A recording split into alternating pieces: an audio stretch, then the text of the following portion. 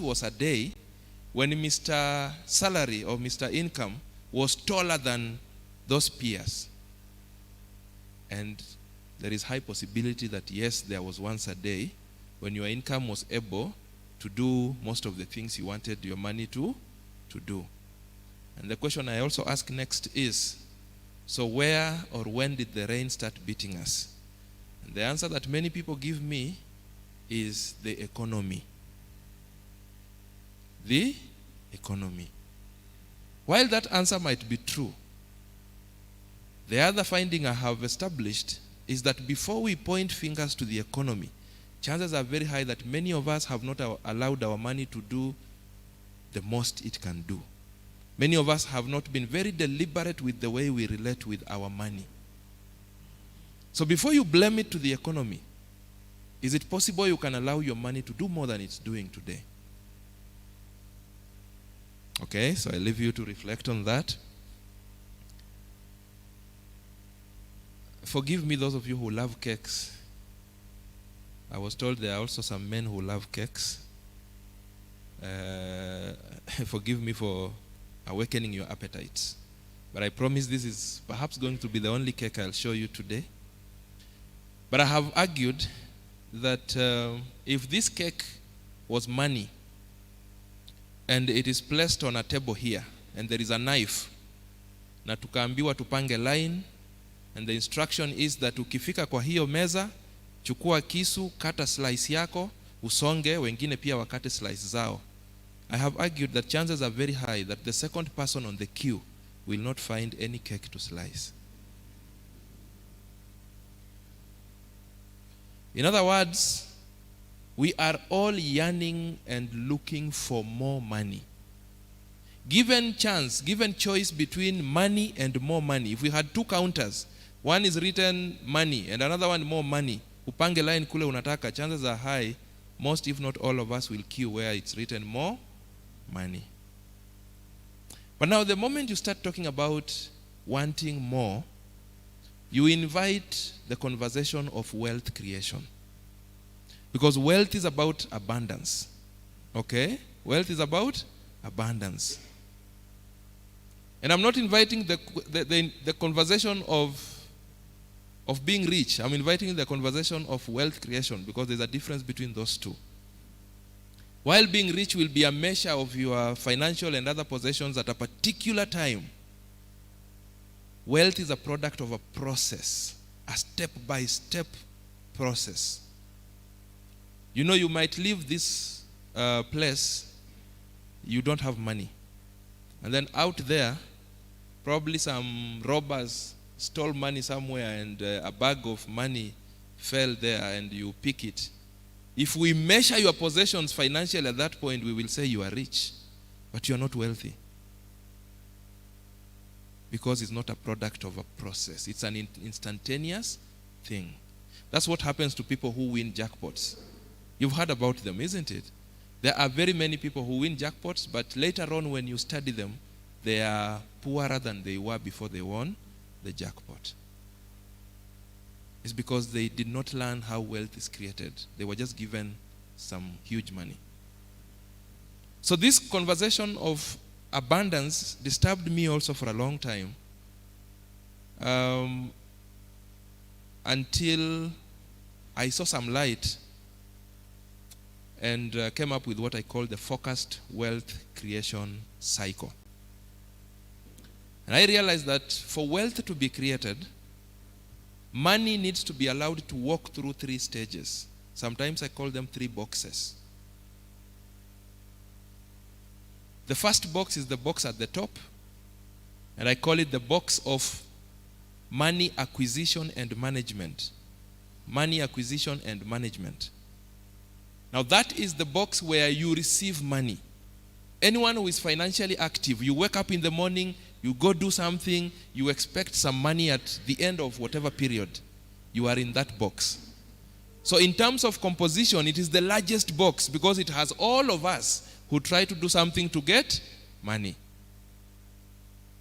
That box is also the busiest box because in that box is where you make your choices financially.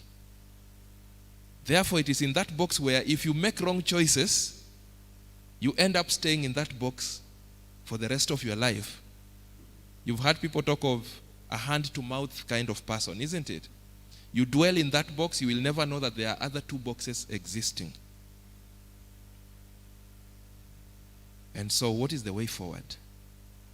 The way forward is, when you receive money in that first box, your active money is money you get in exchange for your sweat, your skills, your expertise, your time. You've been working, when they pay you salary is your active income. It enters into that box. When you receive that money, you're supposed to manage it in a manner that will allow it to sustain you. But beyond sustaining you, a portion of it must be put aside to form seed for future multiplication. Now that was the missing link. Many of us were told constantly, live within your means.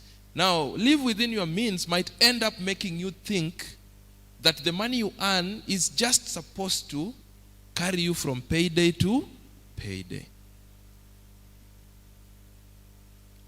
The seed aspect was left out for very many of us. So when lifestyle, or rather cost of living, begins to go up, you start feeling the pressure because your salary is not going up with it, isn't it? Yet you've only been living within your means. So, some money must be deliberately set aside. And that takes us to the second box. I call it the box of money retention. You choose to retain a portion of what you earn every other month or every other period. Initially, you retain through the process you have called saving. So when you receive your income, you have to be deliberate to pinch a portion of it and put it aside, so that you can call it your own. I know many of you saw that video that I released last year. It made very many rounds, where I was telling you that you need to be arrested for receiving money meant for other people and you call it your own. Many people call their salaries their own money. And I disturb you a bit by telling you that that money is not yours. Because money that is yours is money you have power over. It's money you can change your mind about. You can wake up and say, I wanted to do this with this money.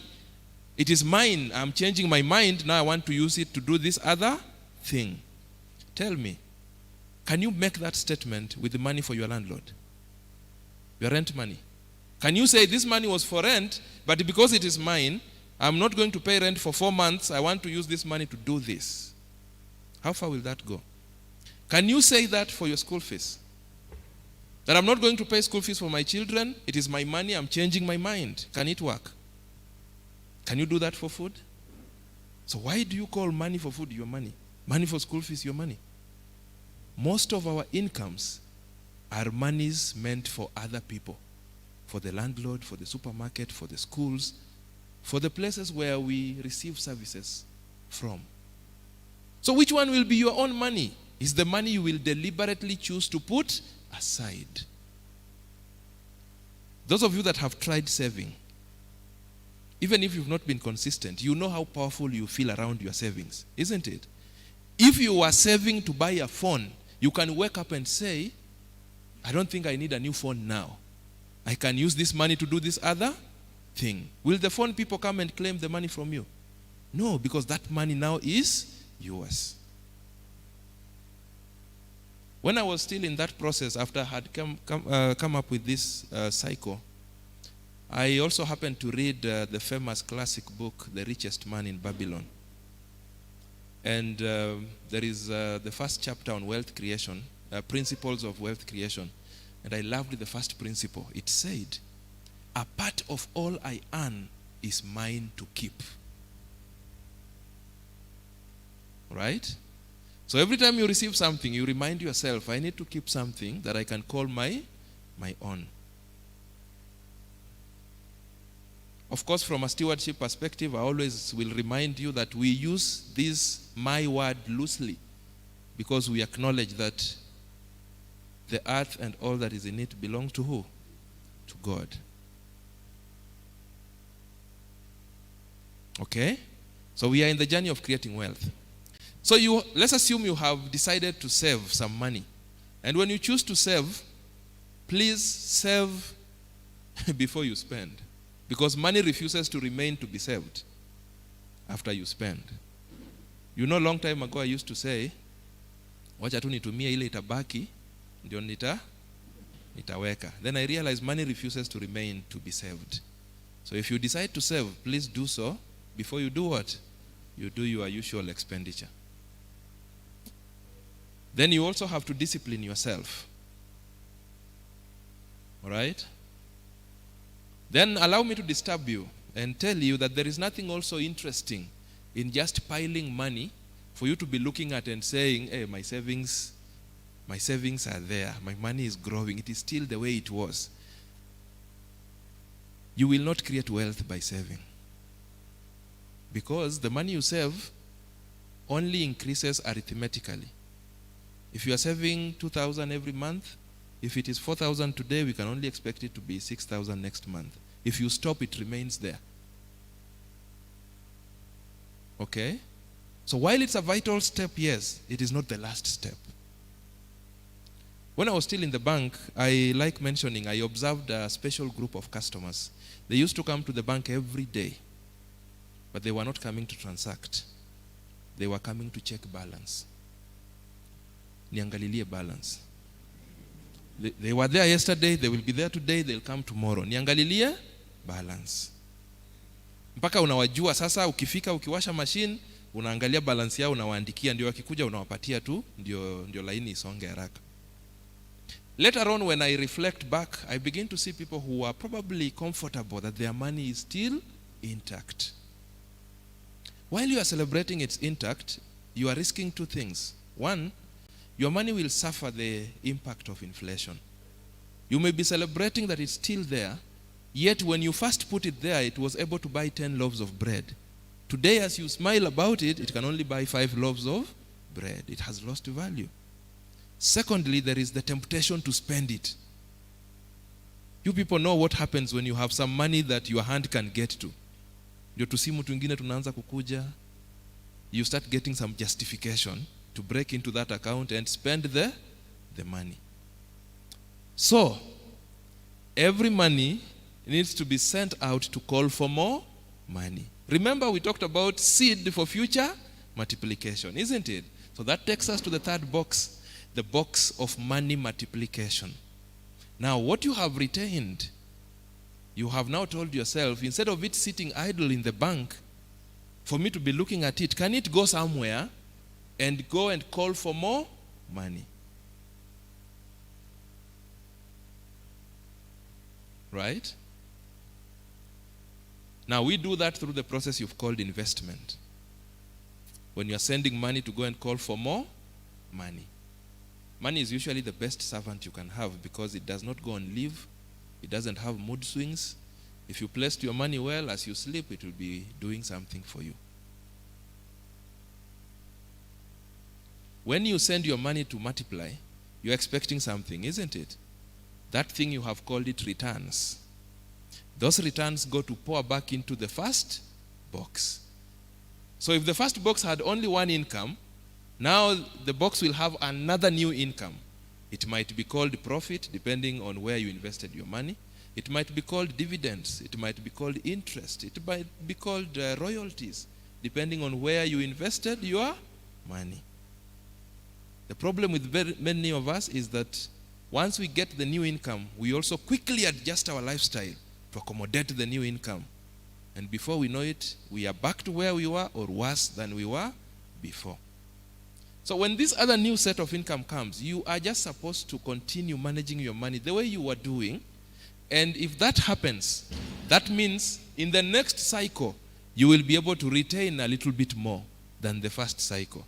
And therefore, send for multiplication a little bit more. And therefore, expect a little bit more returns. And the cycle is supposed to be ongoing as long as you're alive. Of course, I must caution you that it will not be as easy as I'm explaining. There are times you will burn your fingers. There are times, if you did not consider all that needs to be considered when investing, you will lose money. But that does not mean the process has failed. You pick your lessons and you give it another attempt. Okay, so a few things about savings. We say that money speaks one language, that if you save me today, I will save you tomorrow. If you save me today, I will save you tomorrow. So you need to know why you are saving. Many people save, but they've not defined why they're saving. So you can be saving for a rainy day, what you will call your emergency kitty, just in case something happened. You know, when COVID came, a lot of disturbances happened, isn't it? Some people lost jobs and things like those ones. So someone who had something, they were cushioned for a few days, depending on how big that something was, right?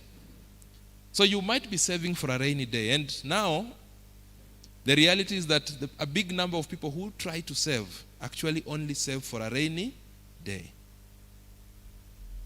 But you can also be saving for investment. You're saving with a goal. Ikifika hapa, nataka niitumie kufanya hivi. Kuna mtu anasema, wacha nichange, ikifika hapa, nataka nifungulie mama kiosk, aanze kuuza kitu moja, mbili. Right? There's a story I've shared in my 6th book, Managing My Money, of a guy who was a security guard and who was able to grow his income in 3 years from his salary as a security guard to more than 200,000 per month. And this guy did what his friend refused to do. When they were guarding the place they were guarding at night, this guy realized that many people were struggling to look for a place to wash their cars in the morning. And it was this kind of estate where they didn't have a lot of restrictions on if they were to use some little water to do something. So this guy tells, they were on the night shift, 2 of them. So he told his friend, I have an idea. Can we approach these people so that we can be wiping their cars at night so that when they wake up, instead of struggling, they just go. But the friend said, no, bana, sasa tunaoshaje magari. He had some touch of pride. So they spoke and this guy said, you know, in the night they observed there's a long period of time when there is no activity. No vehicle is coming, no vehicle is leaving. Sometimes they even usually sleep in turns.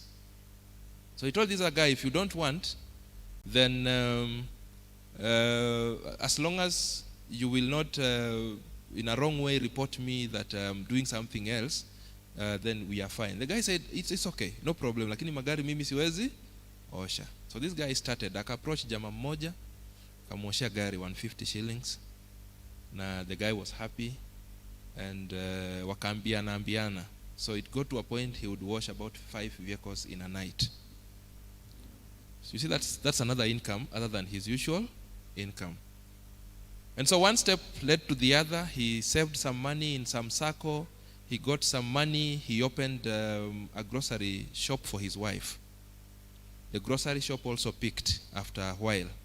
That means the family income, apart from now being one salary for this guy, now there is profit from the kiosk, isn't it? And now there are a few coins coming from the car wash. The long and short of it is that later on, he developed an idea to own his own car wash. And he found some piece of land. He spoke to the owner, and the owner agreed to lease it out to him. And because he had saved some money in the circle, he also took another loan and established a very good car wash. And within no time, that guy was walking on a different lane. So this other colleague who refused, later on will be looking at him, akishangaa, kumbe ningekubali when you mentioned. Okay? So these are some of the realities that we get to see. So you can be saving for investment. You can also be saving for speculation.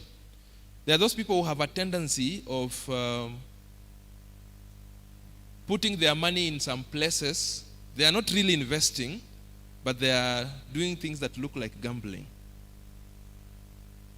You know, if you're a gambler, because very many men are seriously affected, and that thing will drive you to serious poverty. But if you're one of those people, before you overcome, as you start your overcoming journey, then if you must do it, then set some money aside. Because I've seen people gamble money, including money for rent and money for food. But just take caution that gambling will lead you to serious trouble. I've sat down with a lot of humility with people that society would call very big people. But they're going down the drain financially because of addiction to gambling. And this is affecting both men and women. Men are affected at a higher level. If today we were talking about what I call men managing money, we would go into those dynamics of gender differences. But even women are affected. One day I met a lady who confessed that before her husband died, he left her with property that was giving her an income of not less than $500,000 every month. And before the man died, he told her, if you will be a wise woman, you will never suffer financially the rest of your life. But later on, I met her when she was on the verge of collapsing. She's trapped in debt, and she started selling the properties. So something was not adding up. So after the first session, I wasn't really able to place what it is that was happening in her life. So we finished the session and we went, but my mind was really disturbed. So after a while, one day she calls me and tells me, we need to meet very urgently. There's something I want to tell you. So when we met, she opens up and says, the truth is, because I kept asking, where does your money go?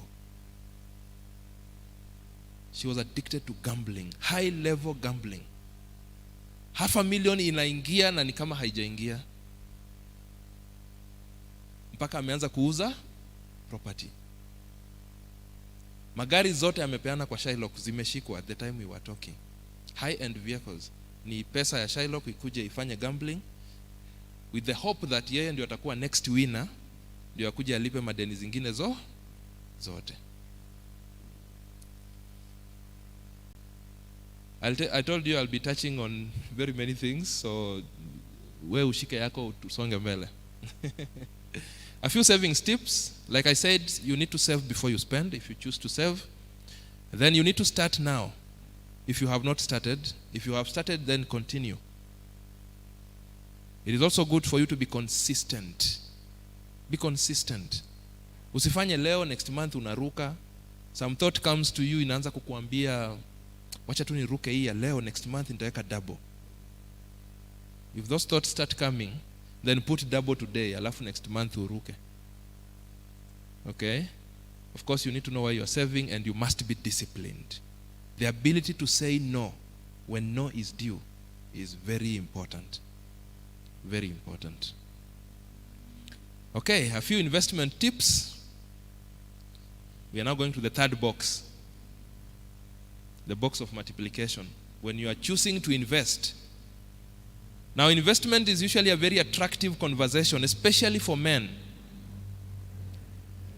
Many times I've told organizers of events, if you call men and they refuse to come, just tell them we are going to talk about investment. You will see a good number of them. A few tips as you will be sending your money to multiply. Number one, you need to know your financial goals. I usually ask, what is it that is pushing you to want to invest? One of the questions I receive a lot is the question of, Coach, I have 100,000. Where can I invest it? You can be so sure I don't have a direct answer for you. Because I must ask you again, why do you want to invest? What are you seeking to get at the end of the investment you want to make. Because if I rush into giving you options, then I may give you options that will not answer that question. You see, there is someone who wants to invest to get supplementary income. The person feels the current income is small, isn't it?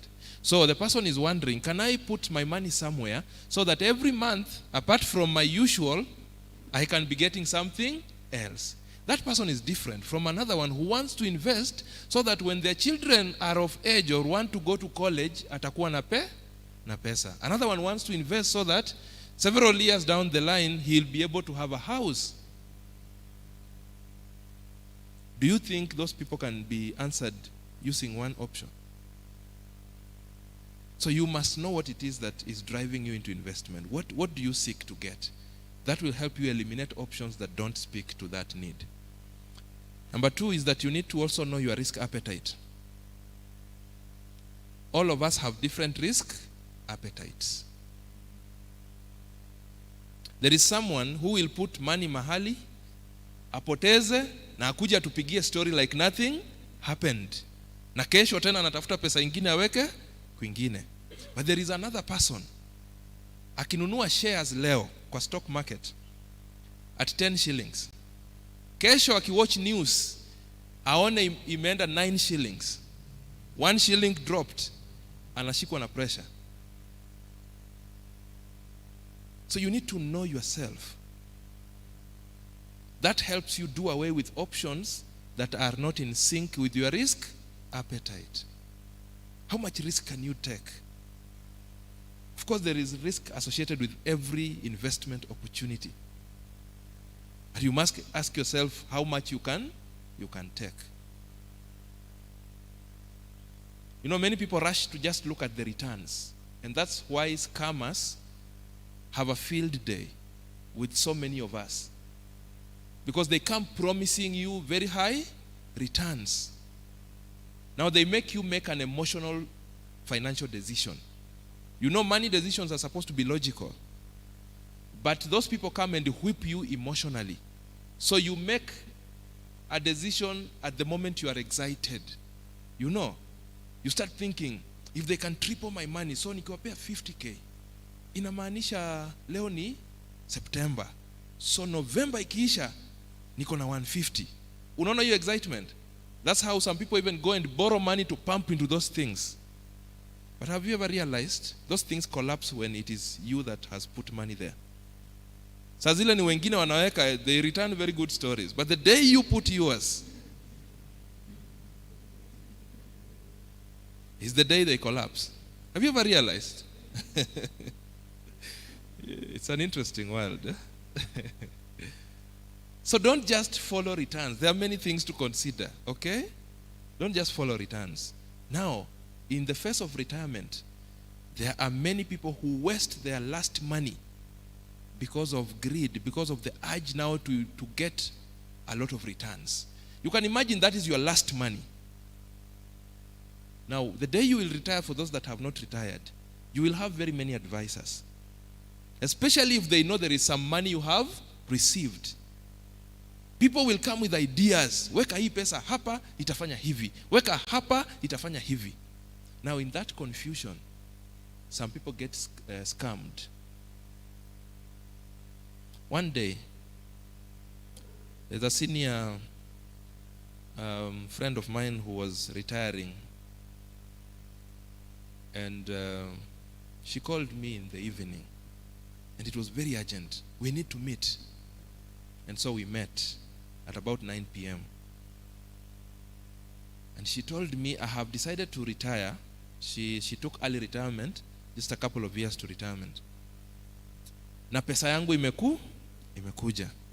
Now the reason I was insisting we meet tonight is because many people have been telling me different things. But there is this group of people who have told me something I have believed. And so we have agreed that tomorrow is when I am doing the RTGS to move the money. So I just wanted another opinion. Okay, so I listened to the story. So, how much is it giving you? And she tells me they have promised to give me 200,000 shillings per month. And so I ask her, how many years have you worked? She had worked, I think, for 32 years. In all these 32 years, how many months have your salary, net salary, been 200,000? And she told me she has never earned 200,000 as her net. And so I asked her, what is this urgent drive in you to leave employment today and tomorrow you start getting 200,000? So we did some calculation and we realized that those people were promising about 60% return per month. You know, when they appeal to your emotions, reason is taken aside. Remember, this is a schooled person, a senior person. For the avoidance of doubt, a PhD holder. You know, money conversations are very separate from our levels of schooling. That's why I say I'm a teacher in the school of life, not in the academic school. These conversations are conversations many times I wished I had when I was getting employed, you know, when I was starting life.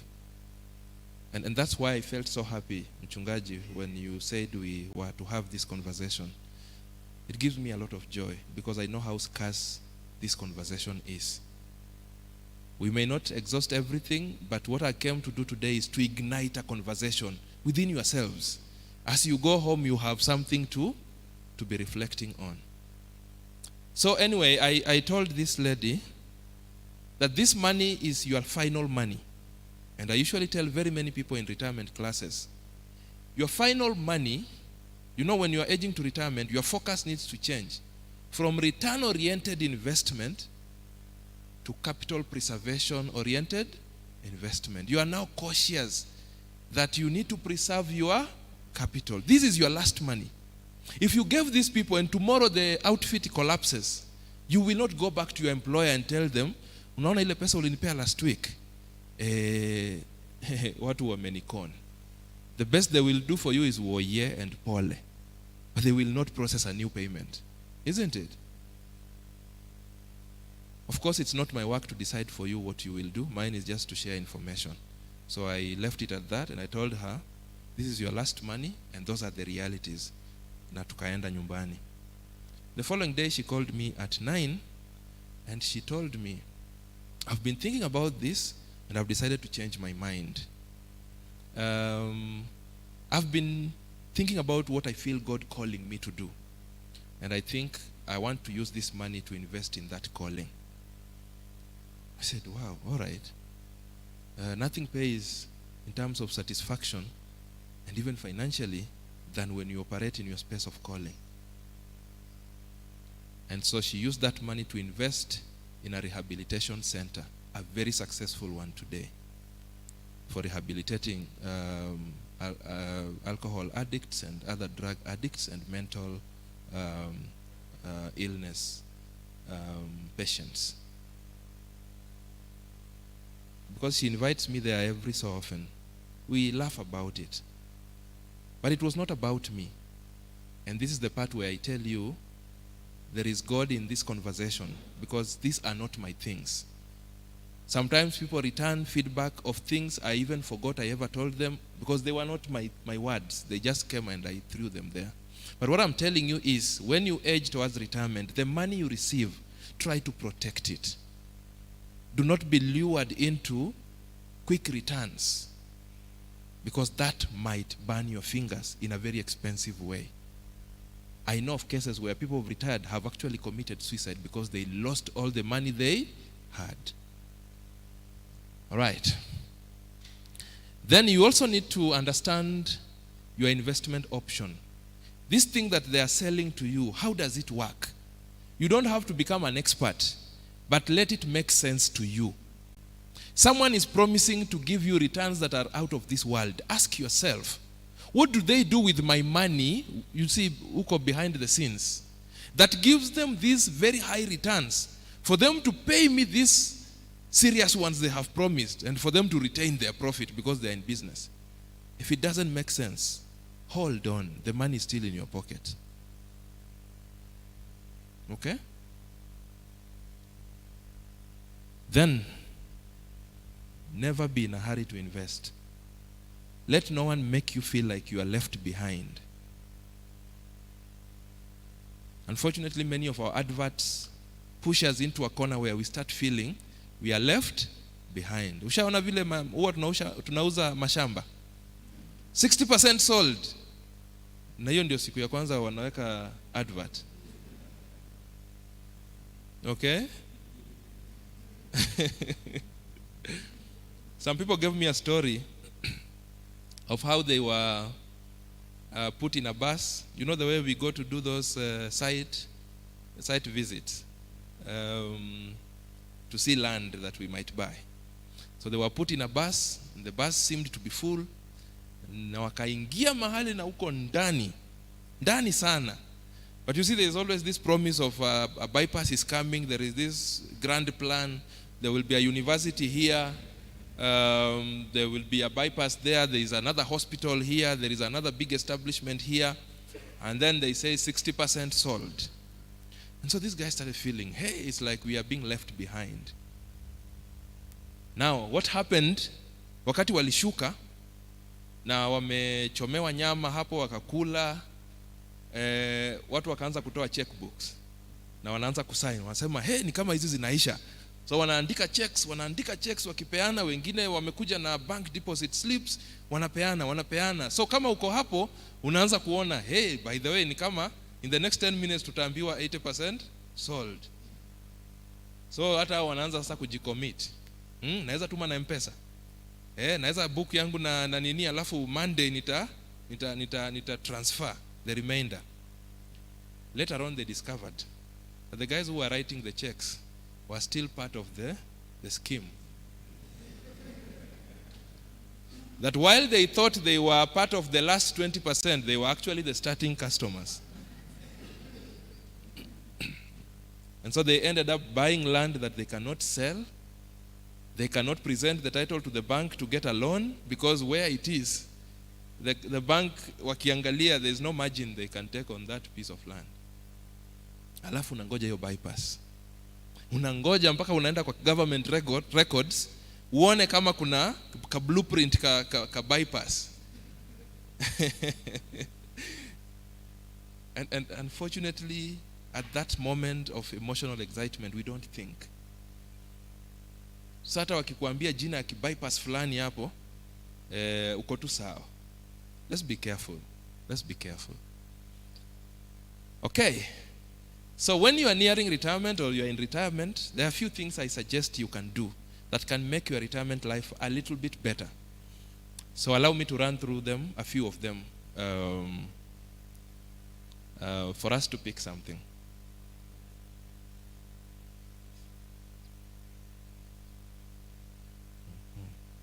All right. KCU 453R. Please attend to your car. KBT 956W and KCF 846T. KCU 453R, KBT 956W and KCF 846T. Thank you. All right. When you are nearing retirement, the first thing I suggest is that you involve your immediate family. Involve your immediate family. Please let them in on what has happened. Strange as it looks and sounds, there are people who go to retire and they feel ashamed of telling their family members that they have retired or they are going into retirement. I've also met cases of people who still wake up in the morning and go to Jivanji because they can't say they have retired. Now that happens especially also if, like I said in the beginning, you attach your importance to the job. So you feel, nikisema kazi imeisha, hata heshima ile napewa kwa familia itafanya nini? Itaisha. And therefore, you keep waking up using money to go to Jivanji. You know you are spending, you are no longer bringing money. Okay? So involve your immediate family. It's very important. So let them in on what has happened, because family will form part of your support system. They will stand with you. They will understand you more than the rest of us can.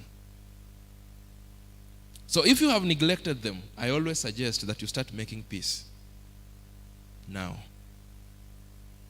You've been working away from them, you rarely go, you find it difficult going, or for whatever reason, it doesn't look like an easy thing for you.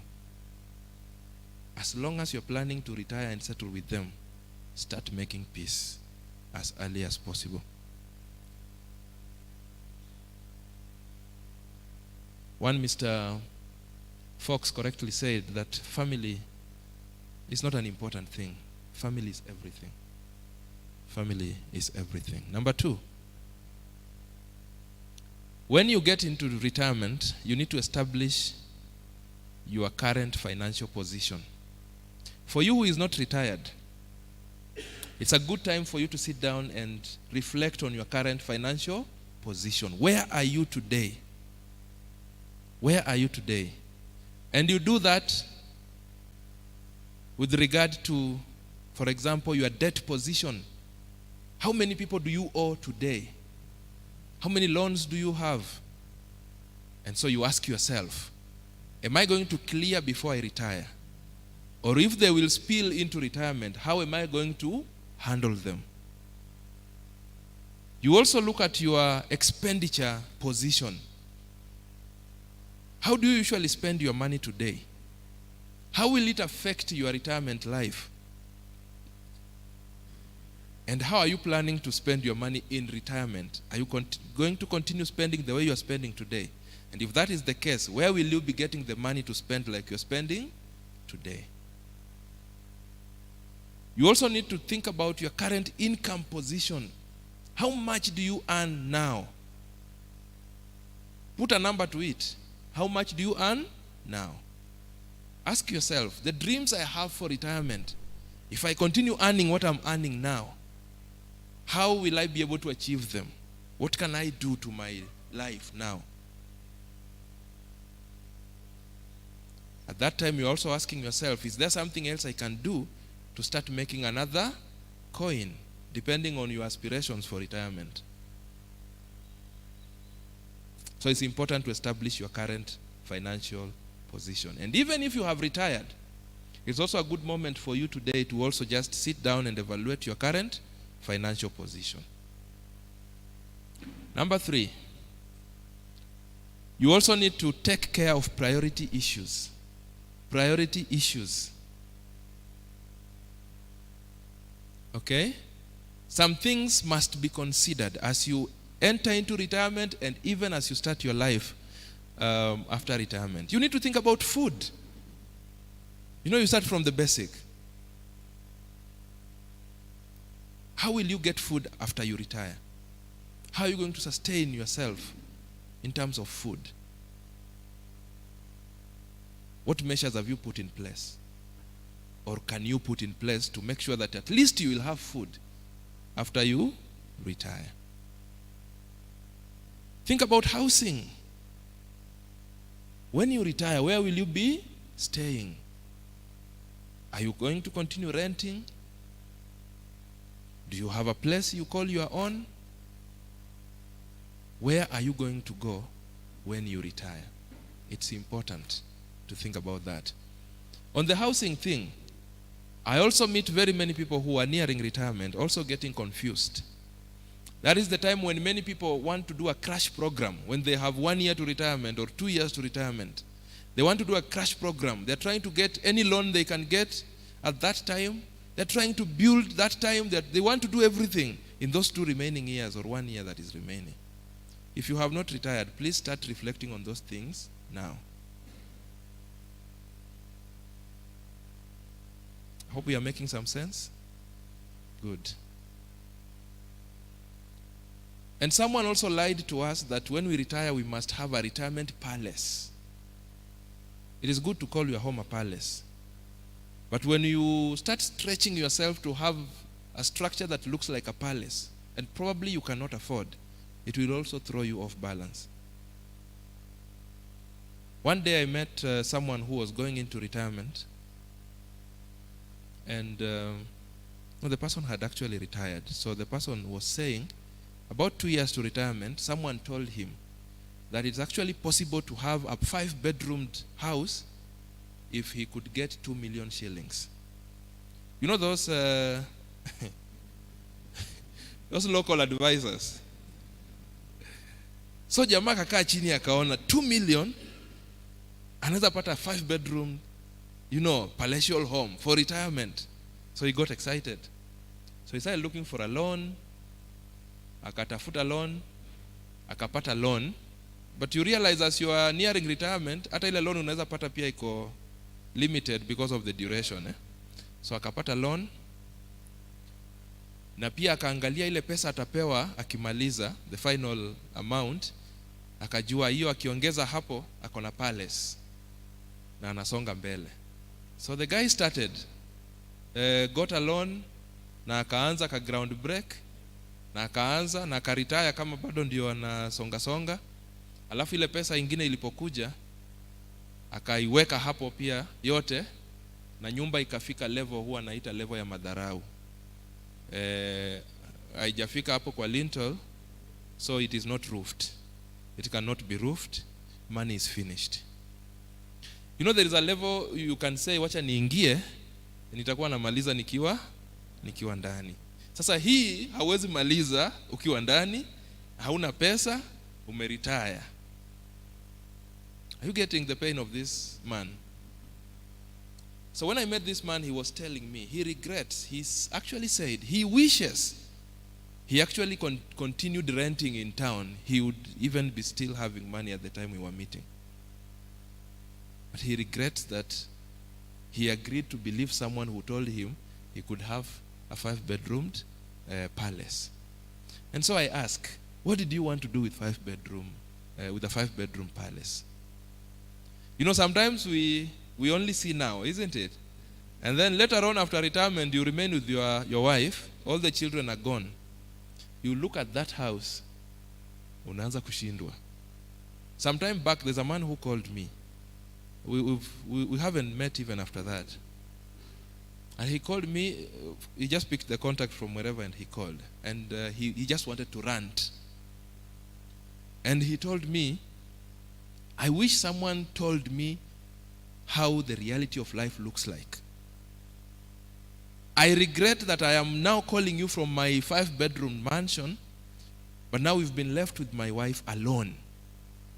I think it was on a Monday. So he told me on Saturday they actually gave their last daughter for marriage.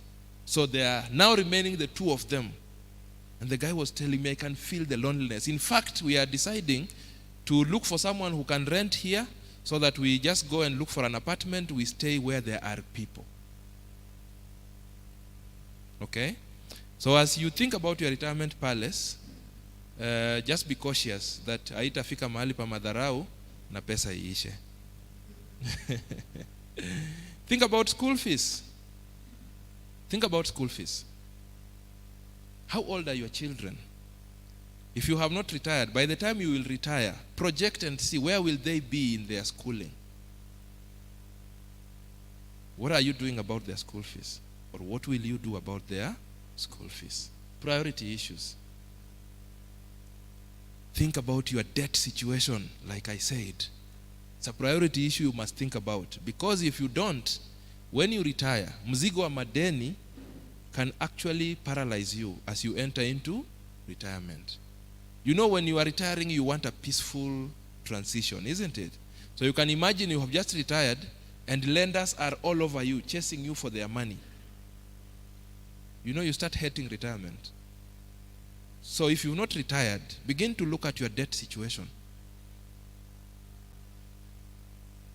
What are you going to do to clear before you retire? In case you will not clear before you retire, what are you planning to do so that you can address that? Number 4, you must prepare for trouble. Must prepare for trouble.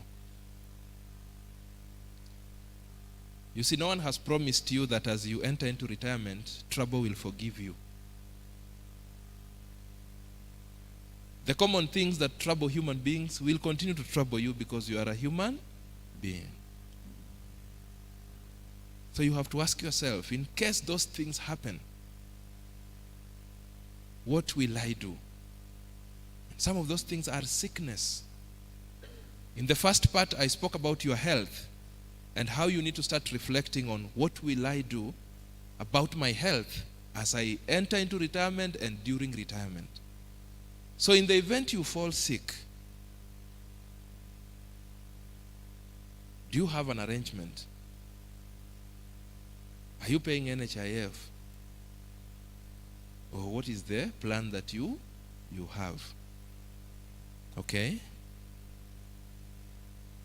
Death can happen. May not be your own. It may be death of a loved one. In the event it happens, where does it leave you? Financially. Okay?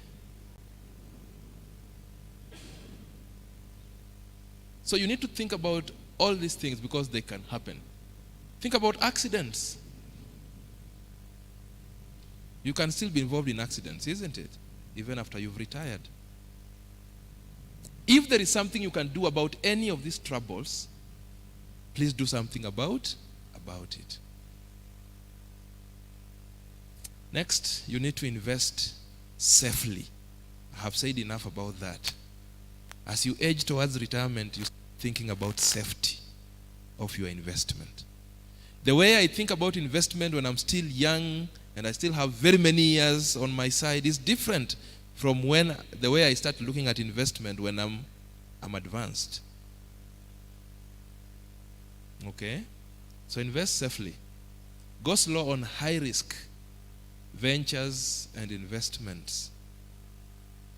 Of course, it is also true that even at old age, we still have those differences in risk appetite.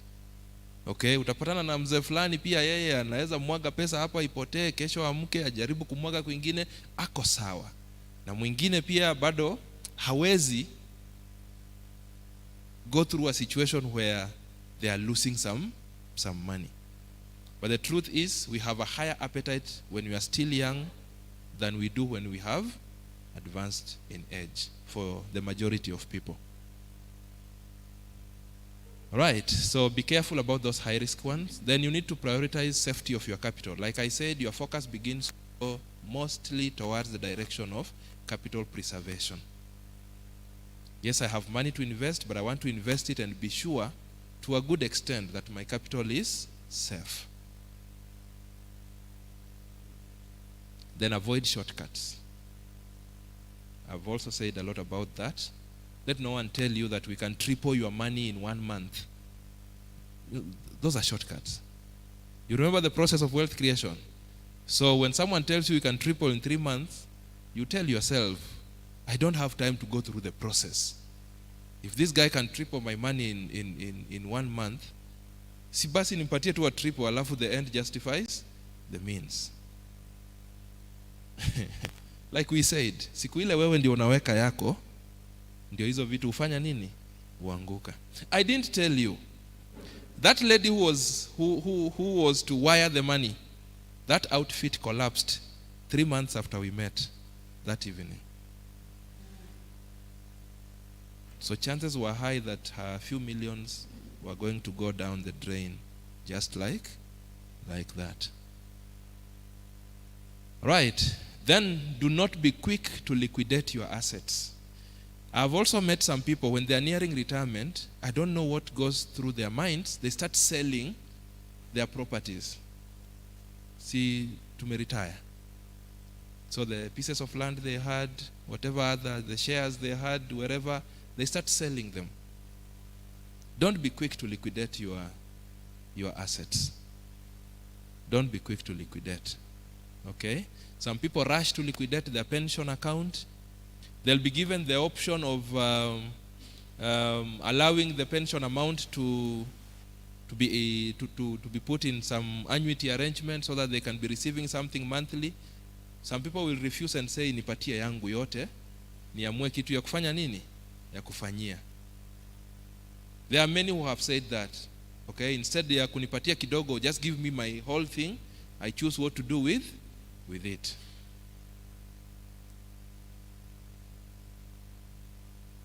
Your wealth generating assets, don't be quick to liquidate them. Your savings. Some people rush to break into their savings account because they have retired. Ni kukula pesa sasa. But you are just spending. So no money is coming back. Okay? Next is that you should not be in a hurry to start a business. Don't be in a hurry to start a business. Very many people, when they are going into retirement, when they receive some money, there is usually the temptation to start being a business person. Many of these people have never done business before. And probably they've not even taken time to appreciate how the business world looks like. So right from the onset, from the moment they are deciding the kind of business they will do, they already are having trouble. Businesses are built from ideas before they are built from capital. Unfortunately, many people are waiting for the capital to tell them the kind of business they want to do. And that's dangerous. So when the advisors come and they start telling you, if you start a business of selling maize, you will not go wrong. If you start a chemist business, you can never go wrong. The truth is, every business idea is a very good idea. But also every business idea is a very bad idea. Because it depends with many other factors. While people have said you can never go wrong with a chemist business, the truth is I have sat with chemist business people whose chemists have collapsed. There are a lot of things that go into business. So don't be in a hurry. Some of us, the way we pick the business ideas we want to do is very interesting. Unatembea kwa street, unaona duka ya nani, watu wanajaanga kila jioni.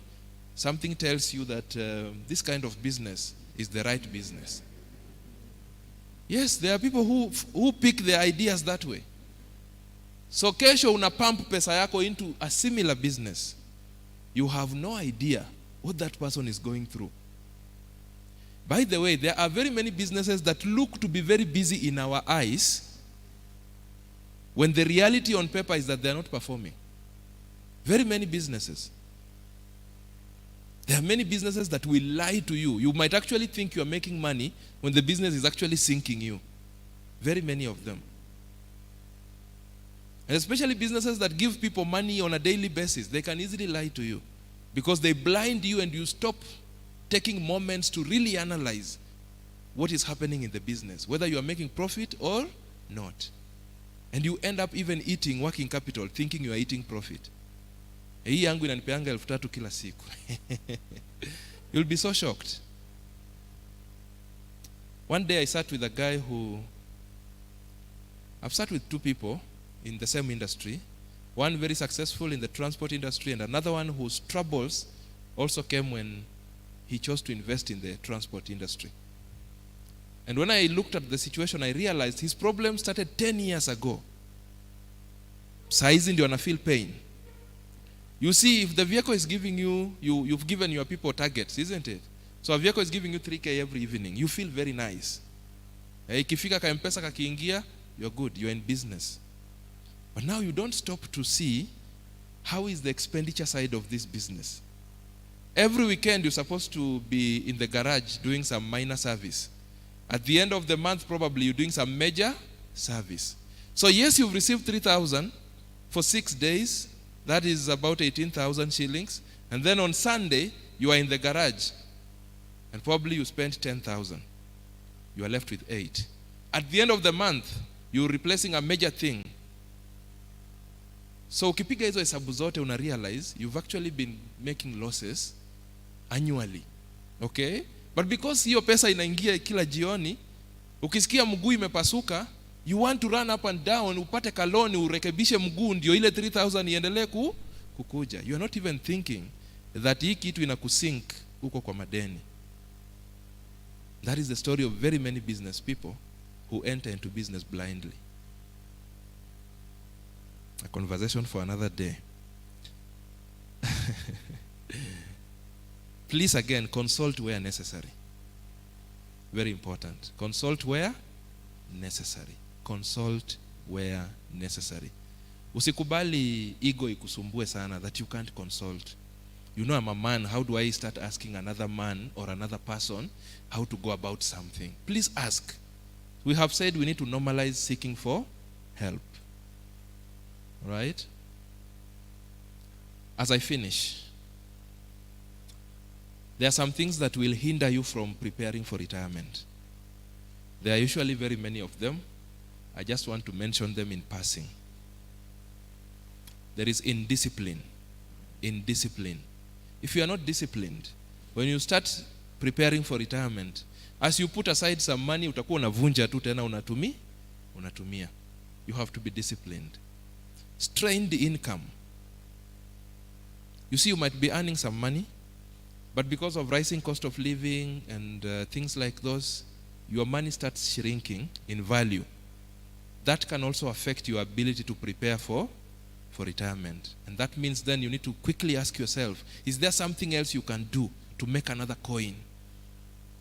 And the truth is, all of us can actually do something to make another coin. Procrastination is a big one. Waiting for tomorrow to do that which you are supposed to do today is a big disease. I gave you my story. I told you when I was told to start saving for retirement, I told that person to allow me enjoy my money. Later on I joined, but the day I quit employment, I went to check my account and I saw how it was looking, and I was telling myself, what if I had started ile siku nilikuwa naambiwa, because of the compounding effect. Don't be pushing forward things you can do today, that you are empowered to do today. Right? Comparison and competition is a big one, and especially for men. Okay?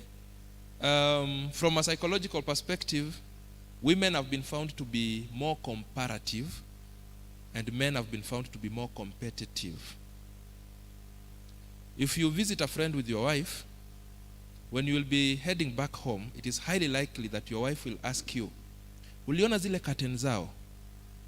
Uliona vile wamepanga sitting room yao? Comparative. Okay?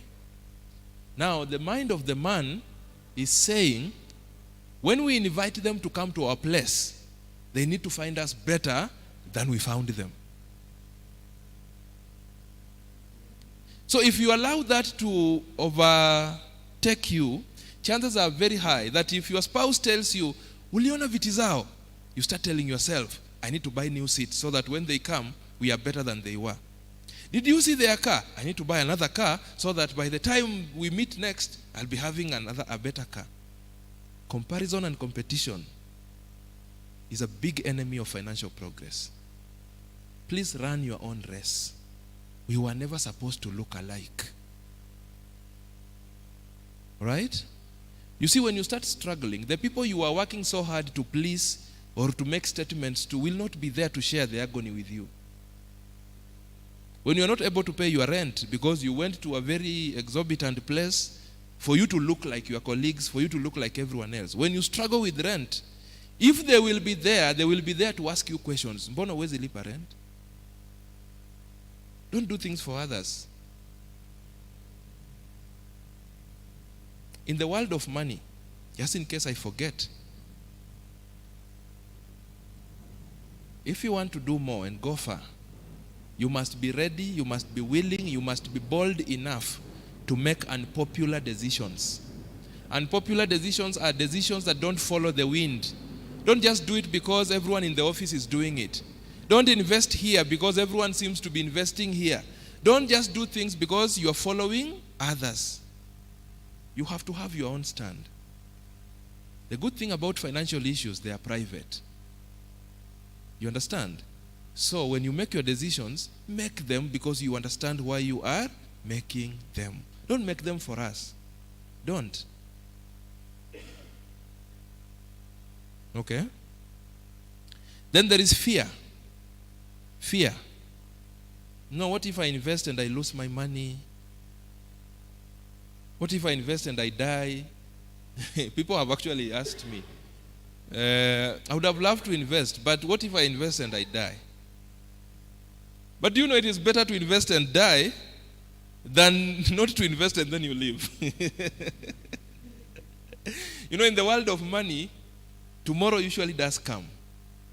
You see, ordinarily we will tell you tomorrow never comes, isn't it? But the truth is, in the world of money, tomorrow usually comes to haunt you.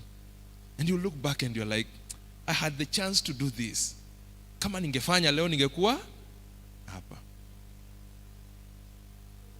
Then there is the trap of debt. It's also another hindrance. You may want to plan, yes, but if you're trapped in debt today, it slows down that progress. So if you're trapped in debt as you listen to me, then you need to start thinking about how to straighten your path. And there is shortcuts, I've said about them. And there is negativity. Negativity. Talking negative about yourself or being near people who are saying negative things about you. Surround yourself with positivity. If you have friends who tell you how impossible it is, shift them. Look for company that encourages you, that tells you how possible it is. There are two types of negativities. There is the intrinsic negativity, the internal one, and then the extrinsic one. The intrinsic one is where you tell yourself, I know I cannot. Kwetu sisi si watu wa biashara. I know I cannot. If you tell us you cannot, what do you want us to tell you? Okay? So the positivity starts with yourself.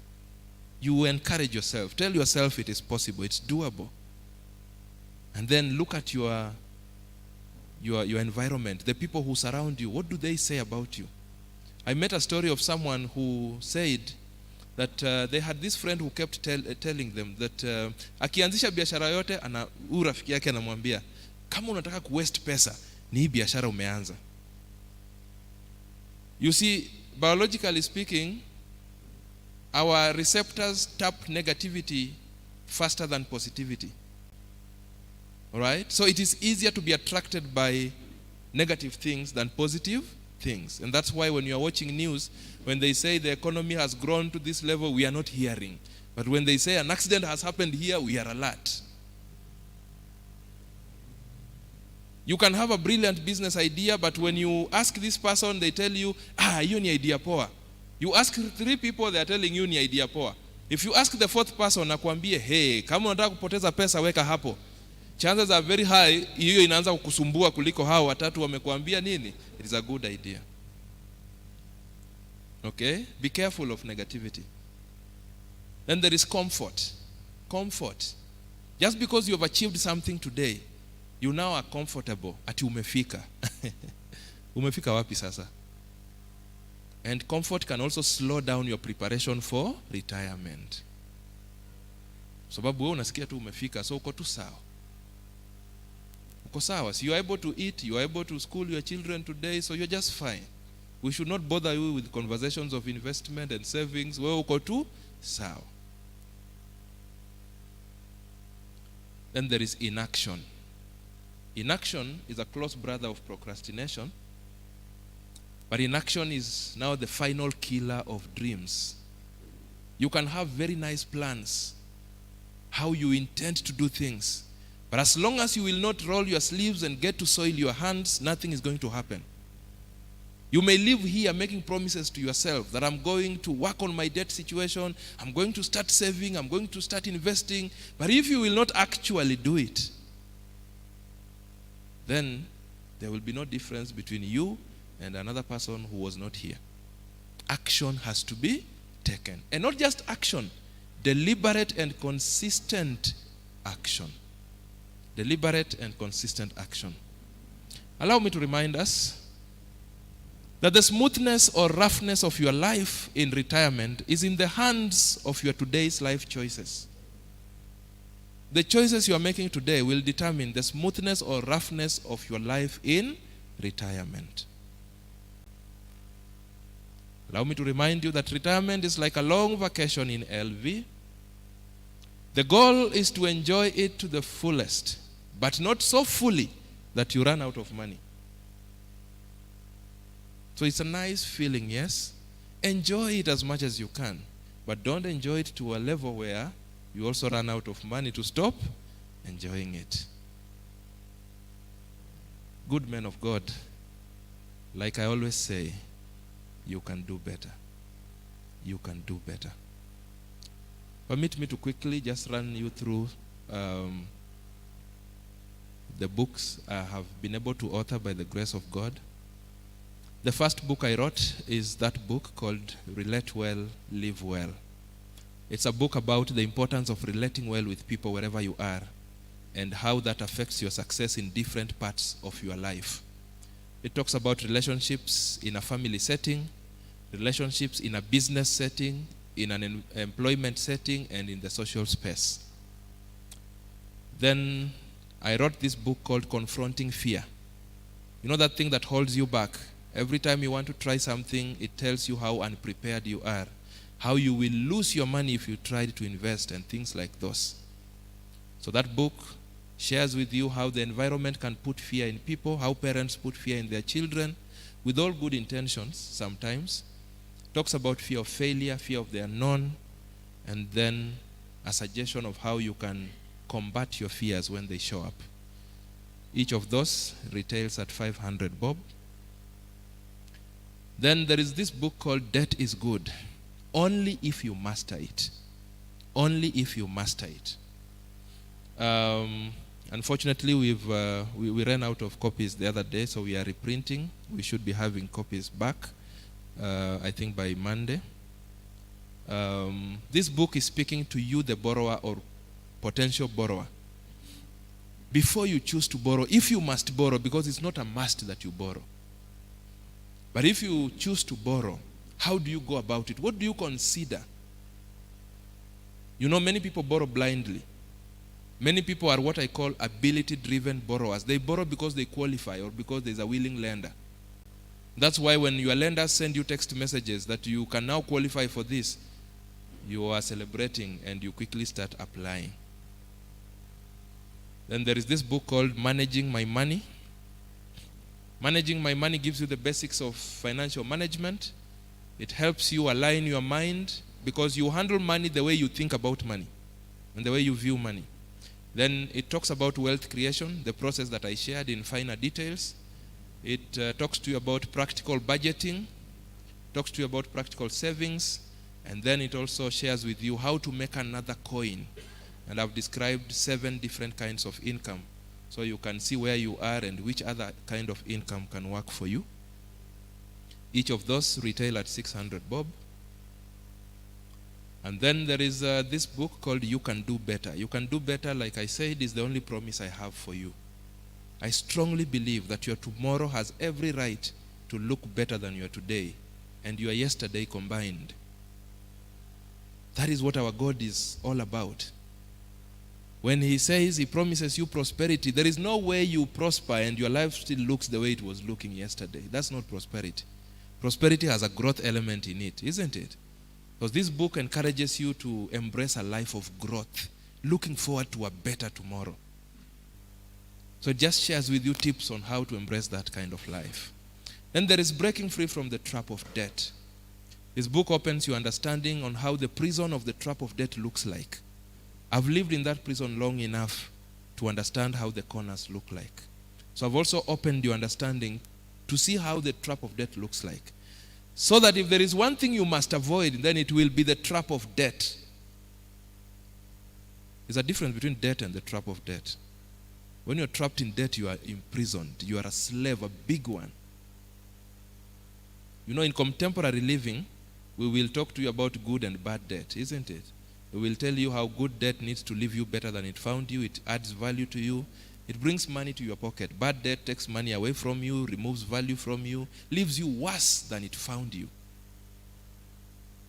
But it's also good to mention that every debt has a burden element, whether good or bad.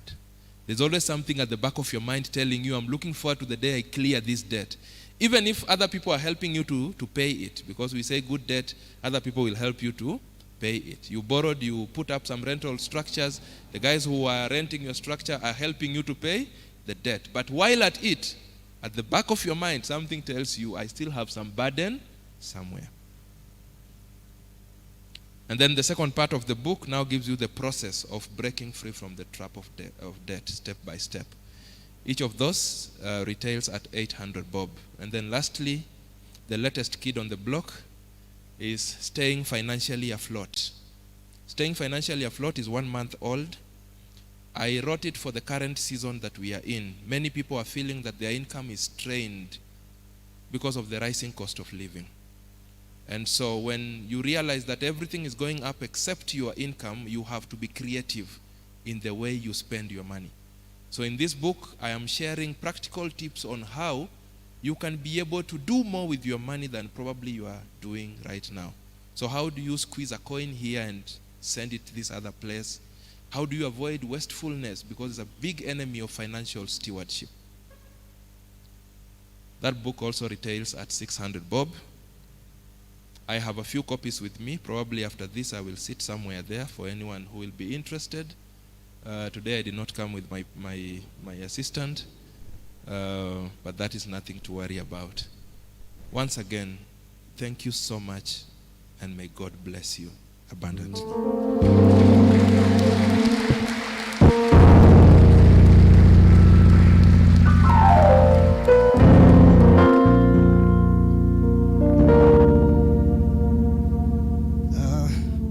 Thank you very much, Roy, for that very interactive and very helpful session. There are some few men who had requested to ask questions. Maybe you can take 1 or 2 questions. Okay. Do you have a microphone you can pass over?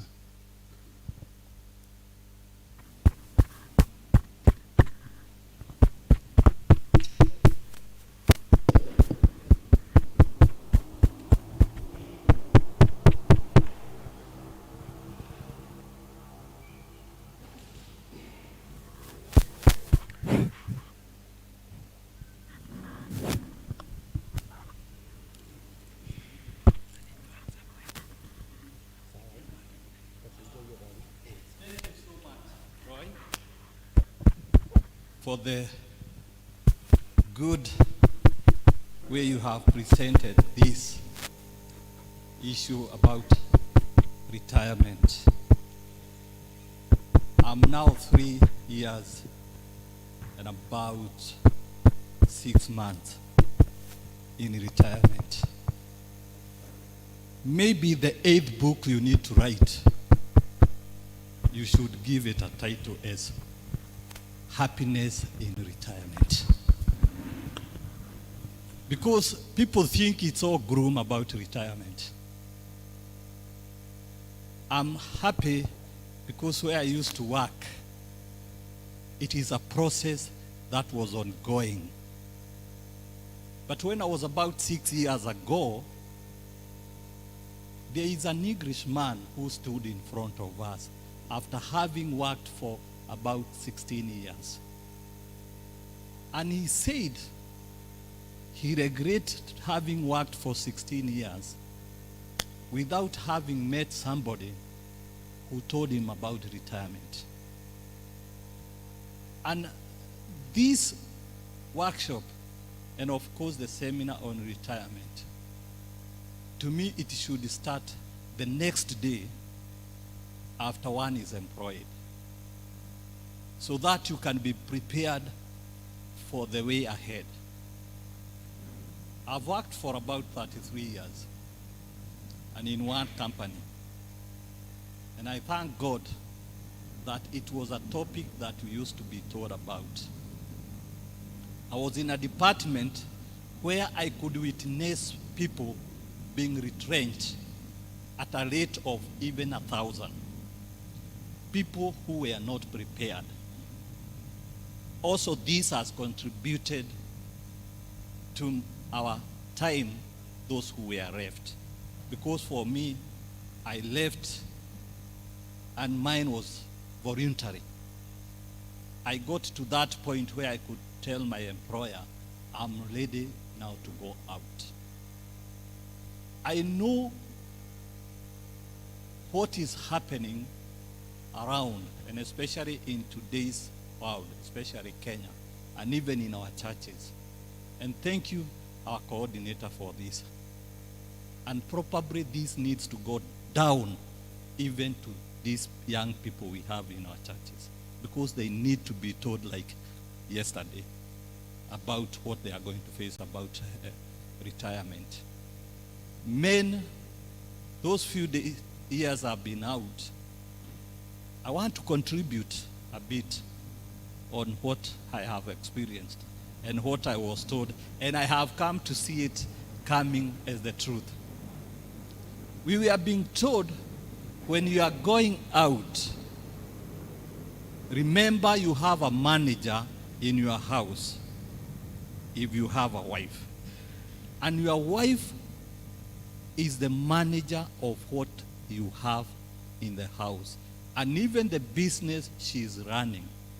Because you are in employment throughout. So when you are going out after retirement, if she's running a hotel, that is not your business. You need to identify a business that you are going to run wholly. And if you have to work in that hotel, and that is now where Mr. Okoji was telling us, you need to have good relationship with your wife. Because if you get to that business and you start commanding her, you are digging yourself a grave. You need to look for a business where you need to have control, where you can do all the things that needs to be done by a business person. That is very important. Second thing is about the groups, the social groups that we go out to socialize with. Especially for those who have worked for so long and you happen not to know anybody, even your neighbor, because your time was taken up by your employment, you are in danger. And the worst that can happen to you when you go out and you start forcing friendship on people. Let it take its own course. And especially if you are not a church-going man, you are in a problem. Outside there, people do not respect your titles. You go out as an engineer, as a contractor, or any title you are holding. The people you are going to meet outside there, they are people who have a lot of experience. Some of them never went to school. They are the brokers of the shambas, the magutas you hear about. They know every corner. They know every other business that you can be able to run around there. And if you are not careful, that little money you have gone out with, it can fly out like a niggle in a moment. You need to be careful about those people. If you think they do not know anything, as you walk from here, those guys are engineers. They are every other title people carries in their own right outside there. That is very important. You need to know that. The other thing, and you have mentioned, is that trust money we are given. We need to be very careful about it. It is due, it is break all, you lose it. And if you make a worse decision, that is the end of it.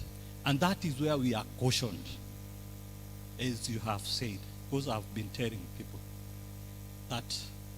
that wholesale you see outside there, we have been told about the risks. Maybe it has taken 10 years to be set up, and we want to set yours in 2 weeks with all the money that you came out with. You need to be very careful. Very careful.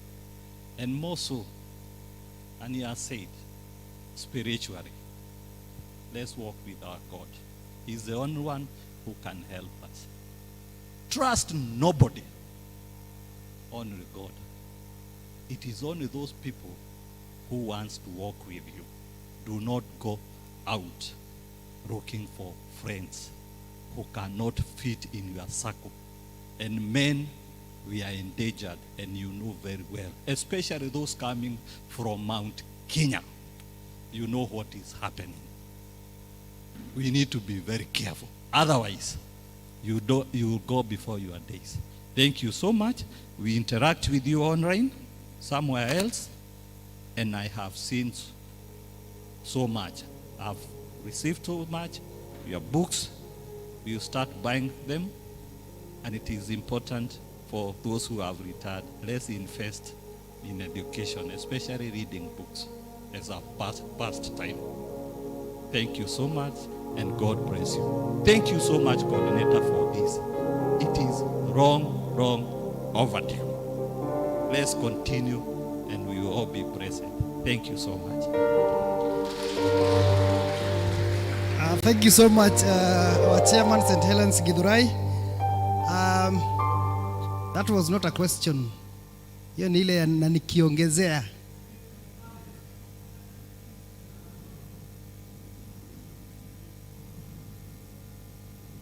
All right, anyone else who has a question? Yes, please come forward.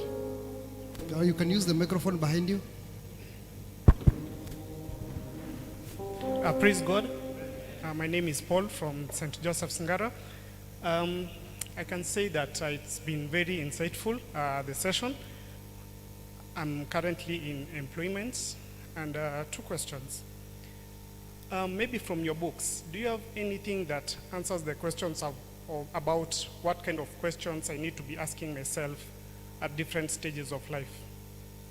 And then number 2, maybe from the experience of those who have retired, how do I make the most from my employers' financial retirement plan? Okay, thank you. Then let us take just 2 more at the corner, and then the last one. Praise God again. Praise God. I'm Martin, a member of ACK St. Monica. This is my church. I'm a consultant. So I'm worried because I'm an analyst. I look at currency market.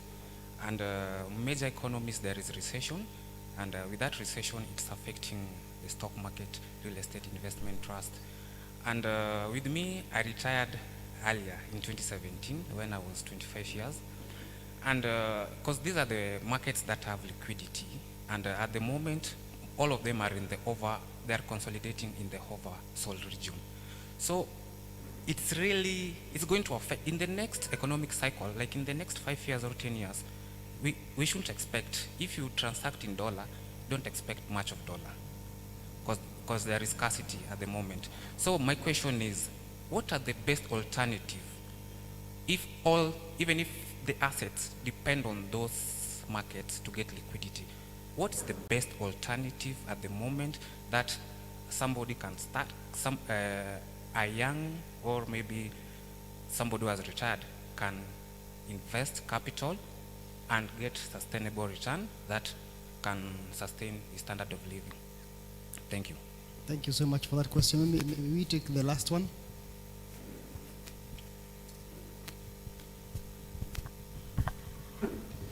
Bwana Yesu asifiwe.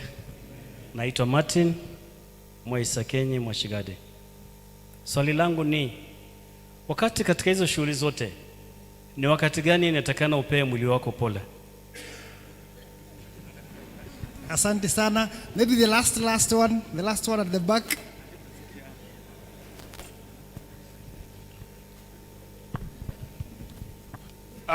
Let me come in front because I retired 7 years ago and I have some experience. Karibu. Mwalimu, you have touched on what most of us don't want to hear, especially when we have retired 7 years ago. We are thinking, when did the rain start beating us? We are licking our wounds. These talks, I ought to have heard it when I was 40 years ago. You have touched on fear of retiring. most of us feared. Me, I regret why I didn't retire when I was 45. I regret so much. I waited until I was 60. When I was too old, if you tell me something, I forget. Luckily, my wife was in business. So when I left with my millions, I invested where she was. But now when she was teaching me how to do pricing and selling, she would tell me this product is this much. And because I'm old, I forget. So I keep on asking her, uliniambia ni pesa ngapi? But if I was 40, I cannot forget. So those guys who are retiring,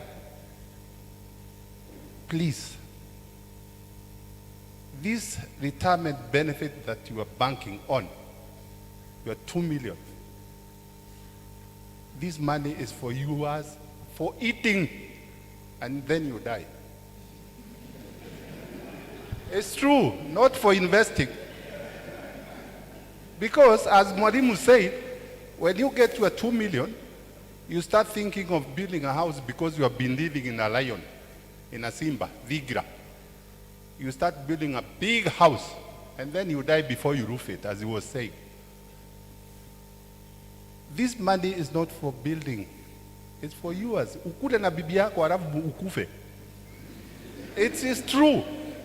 If you did not do a business, start a business when you are 40 years, don't tell me that you want to start it when you are 60.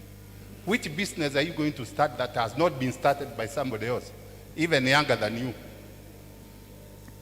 Eh? You take your 2 million, unafungua wholesale because my friend, as he was saying, your friend has opened a wholesale which is doing well. You also do a wholesale. You don't know the basics of a wholesale. Within 3 years, you have closed shop. You die. This money is not for buying vehicles. Because you have never bought a Prado or a good house, vehicle, you go and shop for a vehicle that does not bring you any income. I've lived in Nyanza, my friend, and I'm sorry to mention, I was working in a company where a senior manager retired. He was a friend of mine. He was to get, by then, 15 years ago, he was to get about 2 million. So he asked me, my friend, you are Kikuyu, nyi munajua biashara, what can I do with the 2 million? I advised him well what he can do, and he would get about 50,000 every month. But when he went home, he met his peers. Wakikunywa pombe huko, wewe huna nyumba, wewe huna nyumba, wewe si mzee. So the guy, instead of building a rental house, alijenga nyumba ya nyumbani, a very big house. Hata hakurufu, pesa ikaisha, akakufa. Others, wakati ameritai na pesa, anataka briefcase carrier, mtu ya kubebaka hiyo briefcase, marrying another wife, younger wife. With your 2 million, hiyo younger wife anakula within 2 years, pew! Enda unamuacha. So this money is for, if you did not invest when you are 40s, 45, don't invest now. Hii pesa kama we kula pole pole, put it in maybe hizi zinatoa pesa itwaje? Shares. Buy shares where you can be getting at least everything every year. But when you say ati utakuweka kwa benki huo kitoa kidogo, you die. That was a comment. My question is, this generation tuko naye sahi watoto yetu, they don't want to be anything retirement. Hawa watoto yetu wanataka apewe pesa yake cash, ajue vile atafanya. I don't know whether I'm right. Hawataki kusikia ati atasave, ati unamwekea, anaambia employer, if I have agreed with you 50,000, just give me that 50,000. Hii ya kuniwekea wacha. I don't know. I've met them. They don't want anything to save at the retire. Just give me my money. And if an employee insists on saving, anawacha anaenda kazi ingine. Na ikizidi sana anawacha anaanza kufanya kazi zake. So what is it going to happen? What are we going to do with our children who doesn't want to save for the future? Anataka apewe tu saa hiyo akule. What do we do? I don't know. Am I talking sense? Hawataki. What do we do with them, Mwalimu? The advisor. Thank you so much. The last one, please. Yes.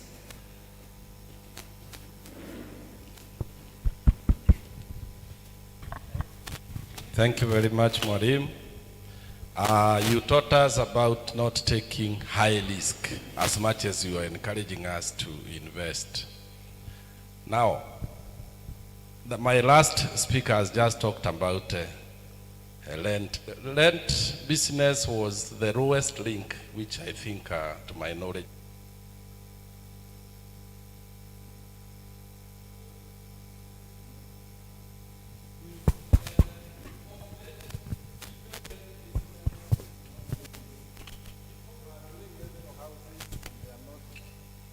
getting returns out of it. My friend has just talked about shares. Share business, you realize most companies are underperforming. As much as you encourage us to enter into business because retirement is not death, by going by your version, what is this low risk business? Thank you so much for that question. Maybe Njehia, you want to ask a question? Okola, wewe kuja ulizia hapa juu ni wa mwisho. Kuja hapa.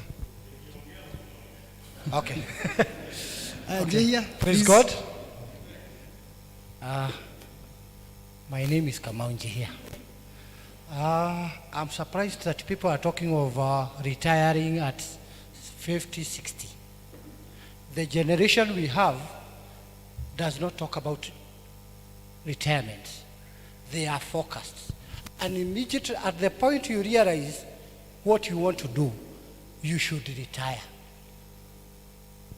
I retired at 45, and I'm still strong. I'm still doing my own things. Not because I didn't like being employed. I realized I'm not employable. Because I could feel bad when I wake up very early in the morning to go to somebody's company when I can start mine and do the same thing I'm doing. So immediately you realize what you want to do in life, you should retire even at 30. And that is what the generation that we have is doing. So when you hear,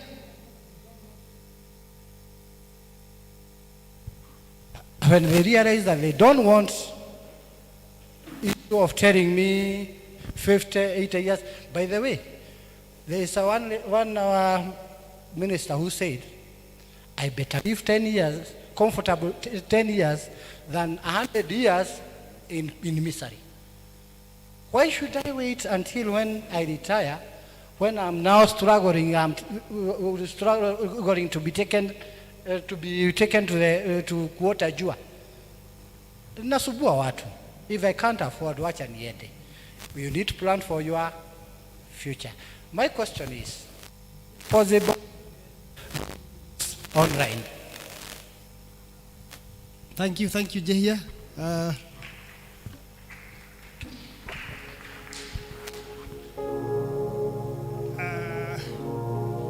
Now, Christopher, maybe before you...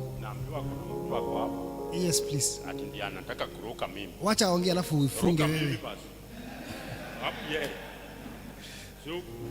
Mpatie ongea and then ufunge. Yes.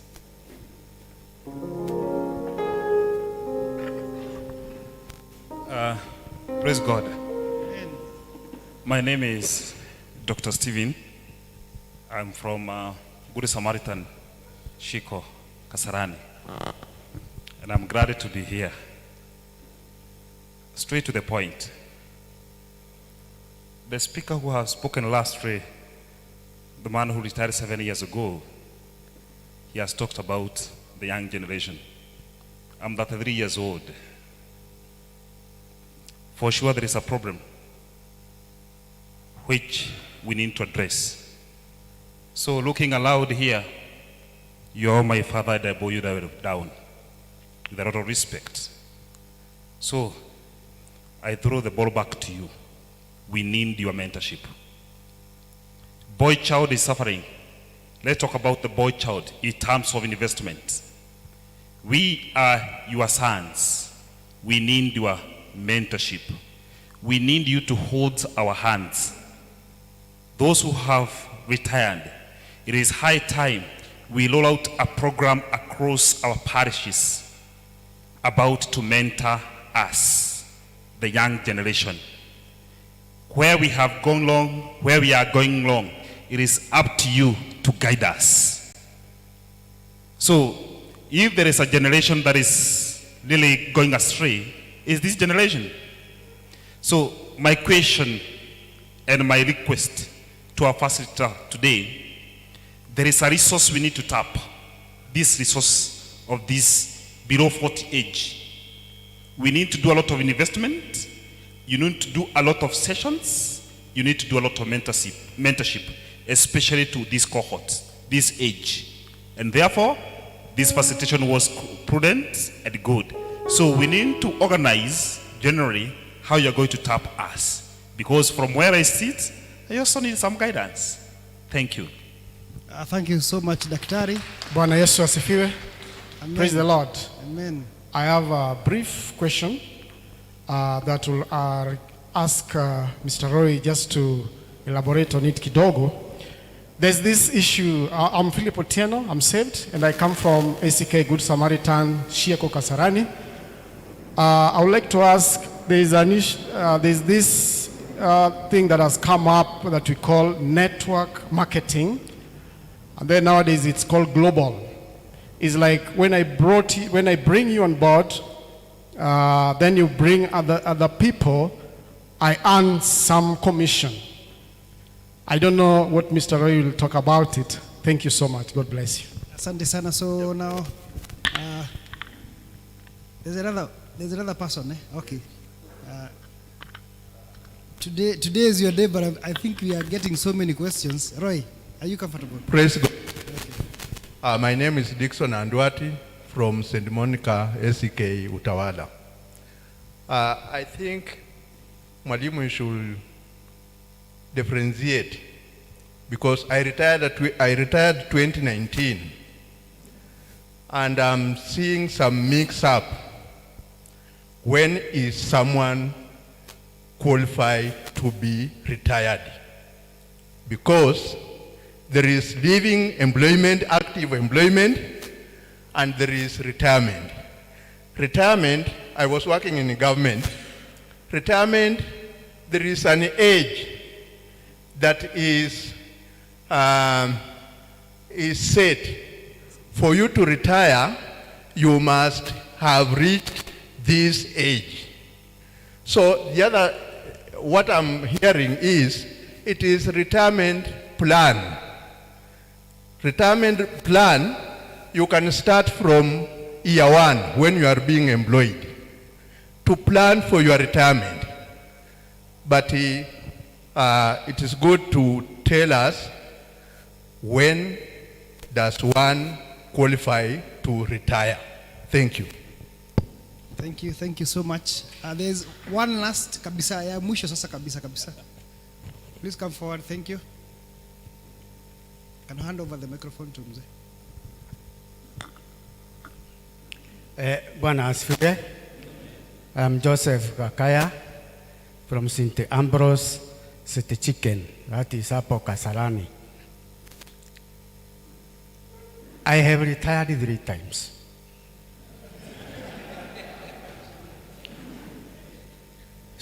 Worked in the civil service for over 20 years. Worked in an audit firm for another 20 years. And now in academia world, I teach in one of the universities. I've taught for 10 years. My advice is, the bottom of it all, as you now get older. Somebody here talked about you yourself. At my age now, what are my main interests? Is my income, what I can eat, studio, and my medical facility.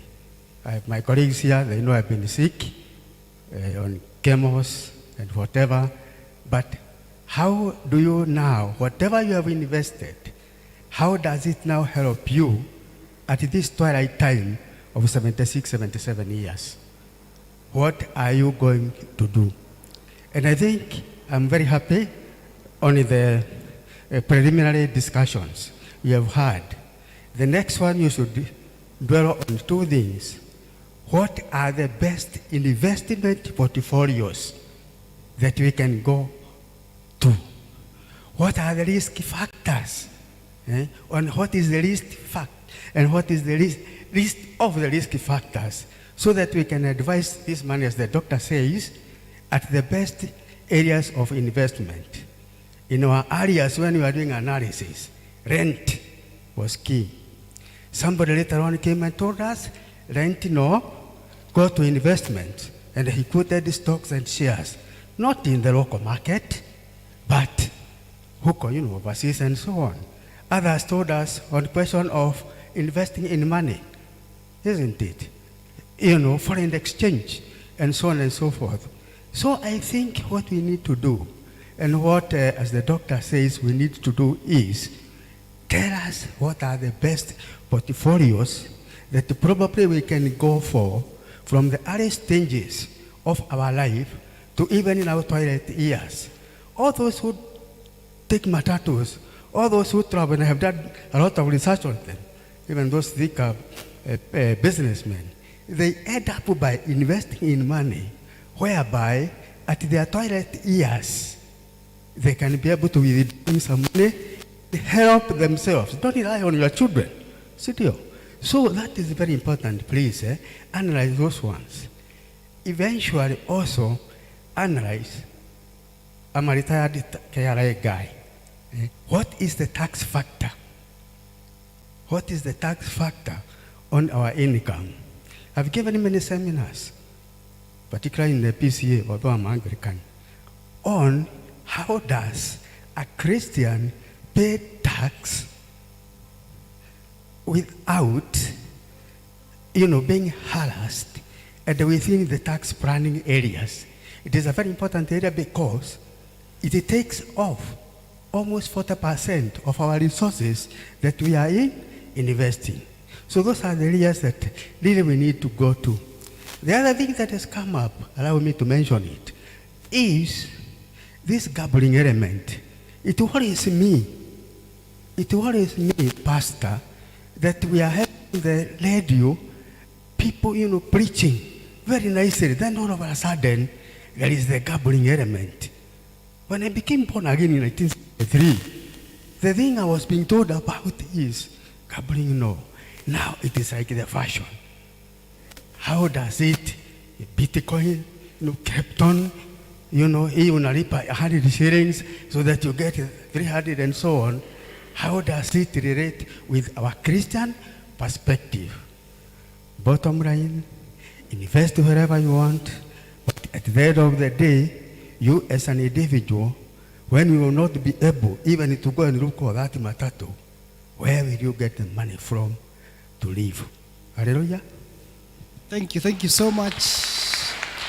We are getting a lot of word of wisdom from men. So, last but not the least. Mmechoka kuuliza maswali. Hebu tusimame. Allow this man wasimame kidogo. Hebu msimame. Kwani nini? Nyorosha mkono yote juu. Ilikuwa ya kunyoroshwa juu. Sitawaambia mpige makofi.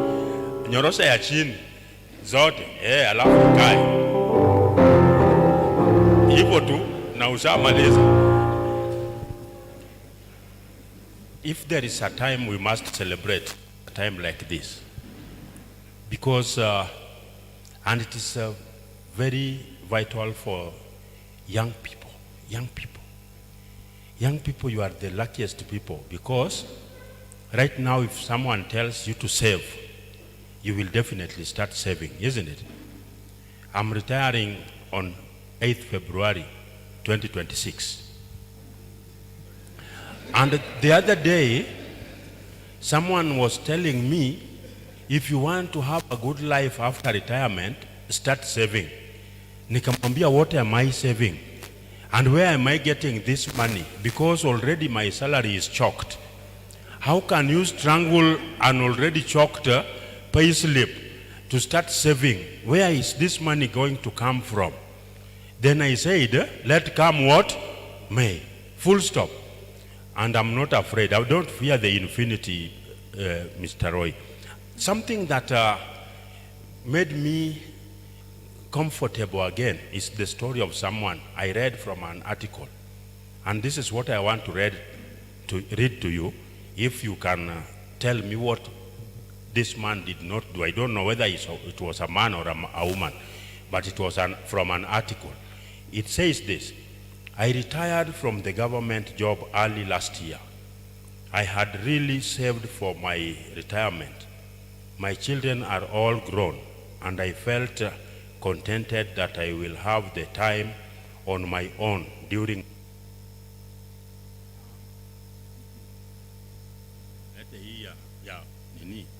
ilikuwa tu niongee na hii ya high table. Nilikuwa nimefika wapi?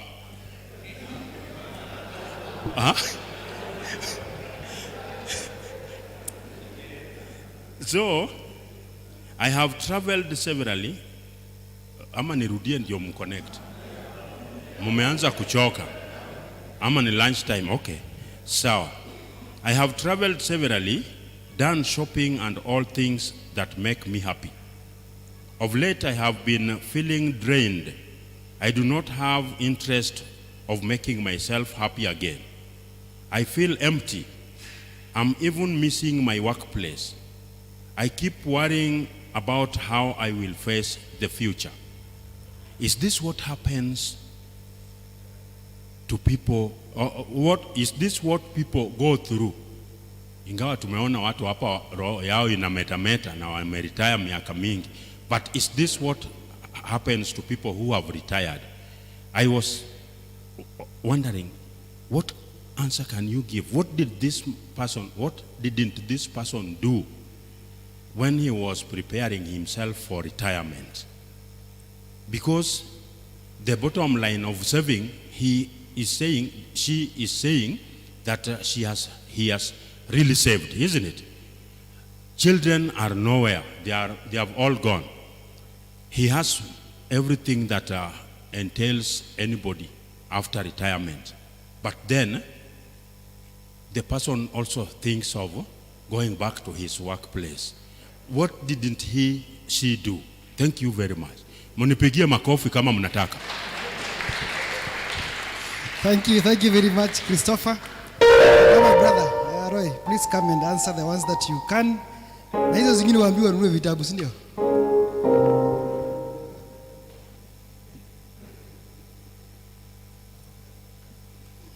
Wow, thank you so much for that session. It's been a very interesting one. I'm happy because a lot of things have come up. Those things are good grounds for future development of these conversations. And I'm sure, Mchungaji, you have not taken note of some of the areas of improvement or areas to help us go forward. I'm also happy because some of the questions have already been answered on the floor.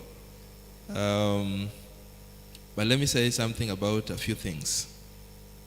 Someone asked about how to take advantage of the employer's retirement or pension arrangements. Some people are lucky to have an employer who says, if you contribute this way, we will match, or we will add 1.5 or whatever factor that they will add. You know, initially we used to have, it's called what, the DB, defined benefit arrangement, where it was automatic that after you are employed, it's the burden of your employer to handle your retirement story. When you will retire, the employer then says, this is what we have for you. And then that changed, and they came up with the DC, the defined contribution arrangement, where now you are given chance to participate in the creation of your retirement kitty. But sometime when I sit down, I realize that they must also have realized that many of us will be reluctant to contribute to that kitty. And your employer will tell you, for those that have such employers, that we have the co-employer portion So we will be contributing this much. Whether you contribute or not, we have this co-employer portion. But should you decide to save, to also add your own contribution, then we will come in and either match or multiply yours by this factor. I have always said, if you have that kind of employer, please treat that as a pay rise and dare the employer. If the employer is telling you that if you save for your pension, we are going to double your saving, why don't you do it? Akishatoa, unajua ametoa, imeingia kwa kiti yako. But many of us are reluctant. It's the same feeling that happens when those of you that are members of SACCOs, every SACCO has a minimum saving amount, isn't it? I attend some of your member education days or some of your AGMs and special general meetings, and I see sometimes when the SACCO is passing a motion to boost your minimum saving amount from 1,000 to 1,500, you will see chairs almost wanting to fly. Yet, it is a boost of your kitty. It's not money that you're throwing out to people just like that. So if you have such an employer, please take advantage.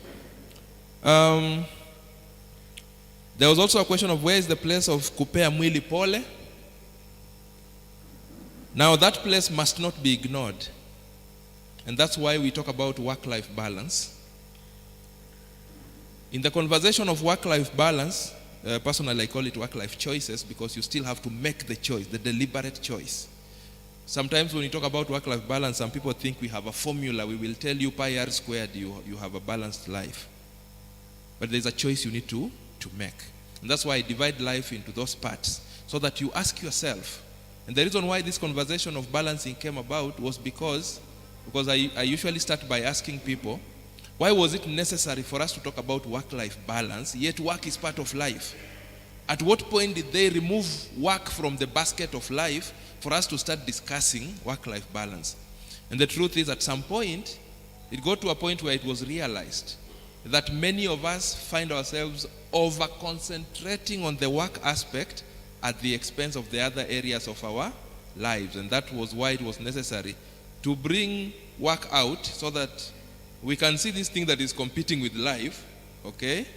And then we see how then it is important to strike a balance. So yes, as you look at your all areas of life, you have to strike a balance. And so as you are working, you should also be remembering yourself. Chances are very high many people forget themselves. We will be buried into the aspects of paying school fees for our children until we can't even buy a shoe or a shirt for ourselves. We will be buried into other elements, or even very much buried into our work.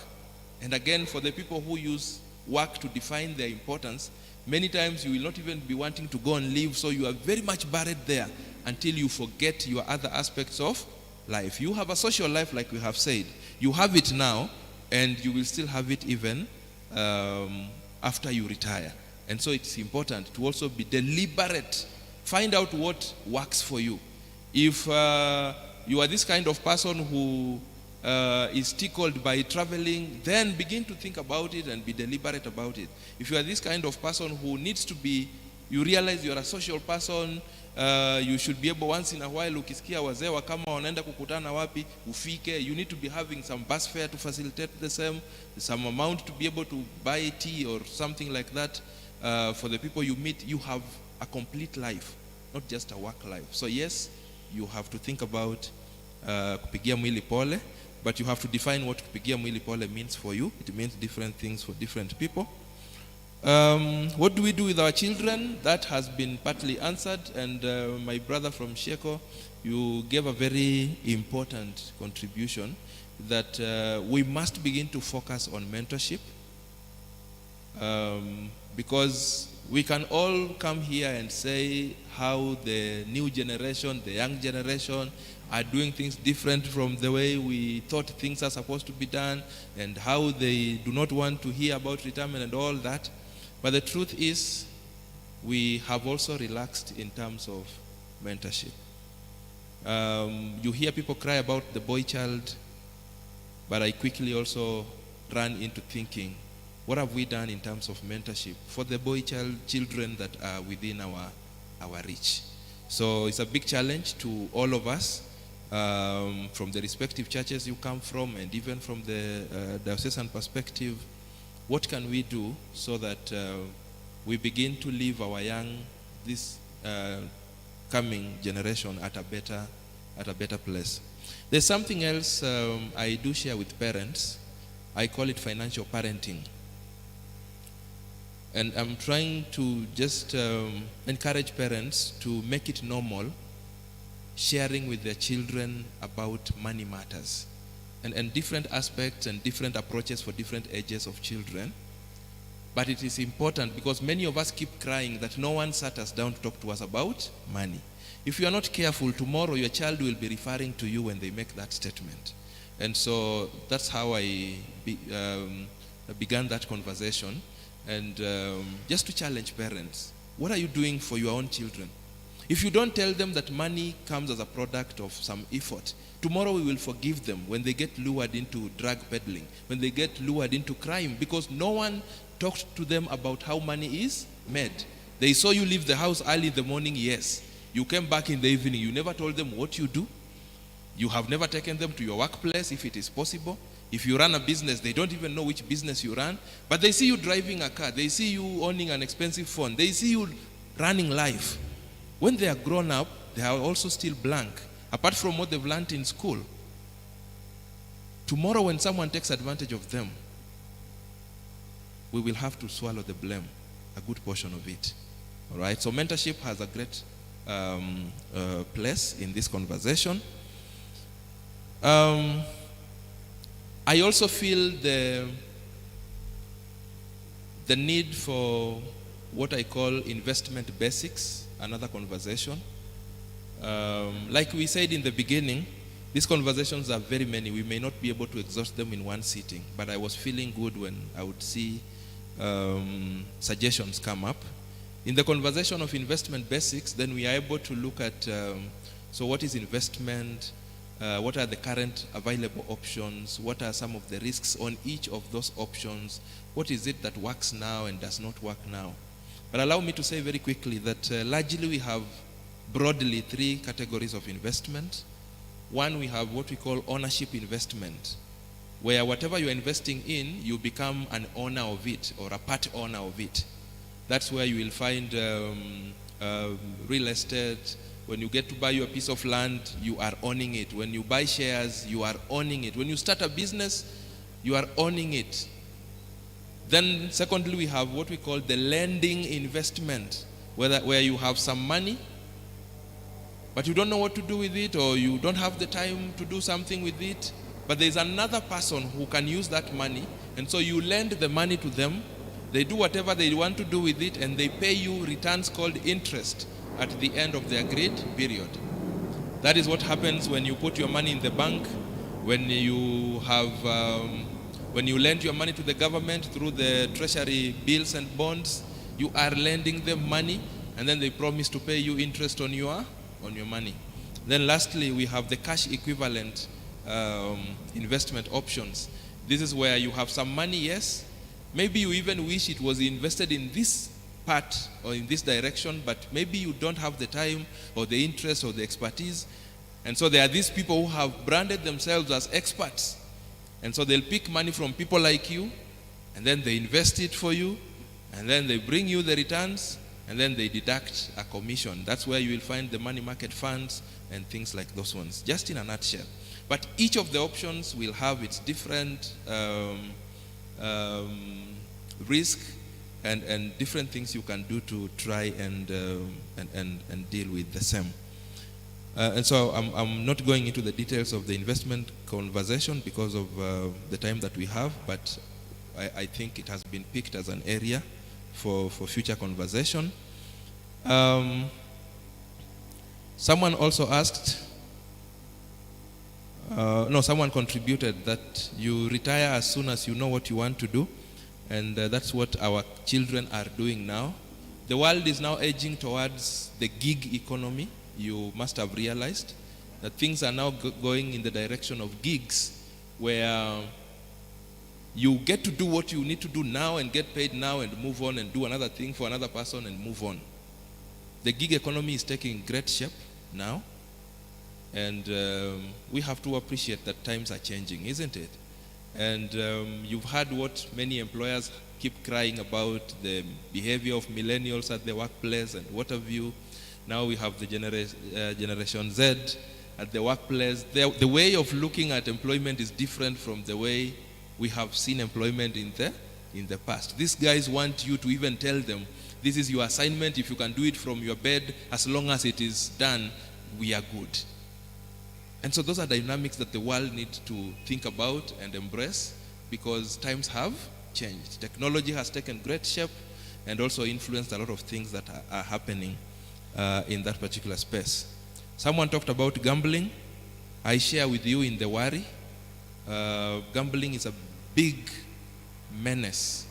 We have normalized gambling. You cannot listen to radio for 10 minutes without a gambling advert. And it's a worrying thing. We make it look so, like a source of income, when it's not. It's actually a thief of people's money. It is. Many times I like asking, what steals your money? And sometimes if you're a gambler, you will realize that gambling is one of those things. So if you're here and you gamble, or you know people who gamble, I usually say, and then the day probably in future when we get to talk about the basics of investment, there is a comparison I usually do between gambling and investment, because I hear many gamblers call themselves waekezaji, and I feel very bad. Because if you, the gambler, you're calling yourself an investor, what about the owner of the gambling system? Between the two of you, who is an investor? Okay? One thing gamblers must realize is that their chances of winning are not guaranteed the way the chances of making profit are guaranteed for the system owners of the gambling systems. If you are one of them or you know that person, go and do a line in the middle of a book, and on one side write, because you call yourself an investor, write your investment. And then on the other side, write returns. Every time you gamble, write the amount you have gambled. 50 bob, 100, 100, 100, 100. Do that for a while. And then let's compare notes and see how much you have earned versus how much has gone out. I usually say gambling is an interesting harambe, where we sit here and we say we want to raise some money. And so all of you will give us 100 shillings. We collect 100 shillings kwa kikapu, tunahesabu, tunapata collect 10 million, and then we say, out of this 10 million, we can take 100,000 shillings, and this 100,000 shillings will go to the lucky person. Alafu tunarusha kwa hewa. Yule atashika ni sawa. But where is the 9.9? Okay? So in the back office of the people who run the gambling systems, you need to imagine the conversations that happen there. They have targets. In their back office, when they meet in the morning, the conversation is, how come we had a success rate bigger than the percentage we had anticipated yesterday? Because the dream of the owner of a gambling system is that many people will get it wrong. So they give a small chance for success. A small percentage, say 20% people will get it right. 80% must get it wrong. So in the event 25 have gotten it right, someone has to answer the following day, what went wrong? Anyway, I'll not be carried away now. Someone mentioned about network marketing. Network marketing as a concept was brought as a very brilliant concept for driving sales. Okay? Where you use something and you introduce someone else to also use the same thing. And those companies were promising that from the profit we make, you also get a share courtesy of the introduction of a new person. Now today, network marketing has been abused, and it is highly used by many scammers. They present to you what looks like network marketing, but indeed what they are doing is pyramid scheming. And there are a few ways to tell that it's a pyramid scheme and not a network marketing arrangement. For example, If someone is selling to you an idea of network marketing, but instead of talking to you about the product that is being marketed, they are talking to you more about you bringing someone else, it's a red flag. Because if it's a network marketing arrangement, we are marketing a product, isn't it? So when you come, you tell us what your product is. But every time you meet, the first thing you are telling us is, bring someone else. When you bring someone else, this is what you stand to get. When you bring someone else, and those people will bring, this is what you get. The first question I usually ask those people is, please tell me first, what product are you selling? What are you marketing? Always ask that question. And when you see them feeling a bit uncomfortable, then it tells you that probably that was a potential scam. So many scammers will come and tell you that it's a network marketing arrangement. Some of them know that I have told you they need to be selling a product. And so some of them also come pretending to sell a product, but in the course, after they have mentioned the product, because I've told you, listen to whether they'll say a product. So they'll come and tell you, this is the product we are selling. And then they quickly leave that statement and start drumming the recruitment thing. So listen where the conversation is heavier. And then also ask some questions about this product, because chances are high many of them forget about what they told you about the product and still push for you to bring more people. Before you know it, you will be earning from the new entrants. And the day they don't have new entrants, then there'll be trouble. There's a day the pyramid must collapse. Okay? Of course, retirement will also mean different things at different points. For the person who is employed, ordinary retirement has meant when you have finished your entire serving period, whether it's at 60 and now you have retired fully from the employer's work to your own work. There are moments when you can exit, probably involuntarily, you lost your job. You can still find another job and come back to the market, so you haven't really retired in that particular sense. But for the people who are in business, they might also talk about retirement. Yes, a day will also come probably when you have to exit active involvement in that particular kind of business, and that will be retirement for you.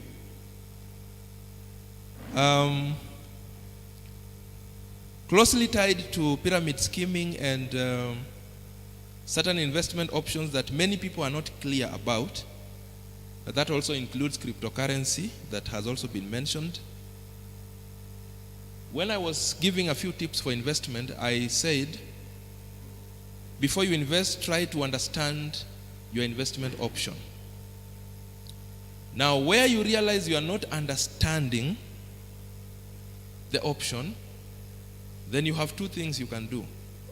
One is to take a break from that option. Or two, if you choose to put your money in it, then tell yourself that you are not investing now, you are gambling.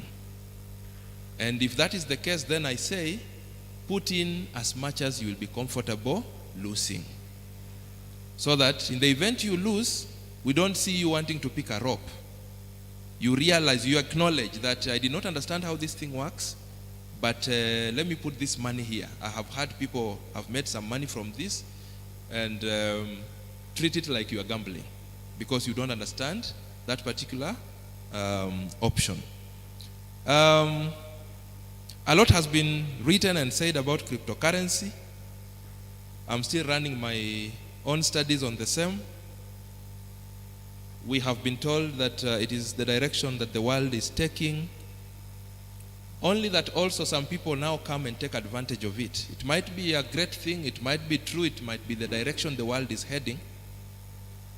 But now the people who come to take advantage, just the other day you had people lost a lot of money in a scheme where people are trading in those cryptocurrencies. So we have to be extra cautious, and especially where you realize some of your questions are not being answered, then when the money is still in your pocket, you can take a break and see whether probably you have other options to invest in, and if it's a must, then put what you are comfortable doing what? Losing. Someone also mentioned, not this one's about investment. Someone asked whether my books are online. Yes, my books are on Amazon. For those of you that love reading soft, you can buy them from Amazon. You go to Amazon, just look for Roy Okonji. My books will come. The 7th one is yet to be put there. Probably in a week or two's time, we will have uploaded it on Amazon. And on the same note, allow me to also invite you to subscribe to my YouTube channel. If you are accessible to YouTube, just look for Coach Roy Okonji. There are close to 200 videos there on money and other areas of life that you can also listen to. Follow me on all other social media handles. Just look for Coach Roy Okonji. Someone, as I was coming, was also asking for the contact that can be used just in case someone wanted to reach out. You may need to probably pick this number, 0713 49 7172. 0713 49 7172. If you call and I do not pick, please just write. You can do a WhatsApp or a text, but please mention where we met. That makes it a bit easier for me, because sometimes the messages will come in their numbers, and it might take also a bit of a while. Otherwise, I want to thank you so much for your participation. I am certain that this is the beginning of many of these conversations. So rest assured, we will meet again to learn more from different people and to just keep making ourselves better. Once again, thank you so much, and God bless you.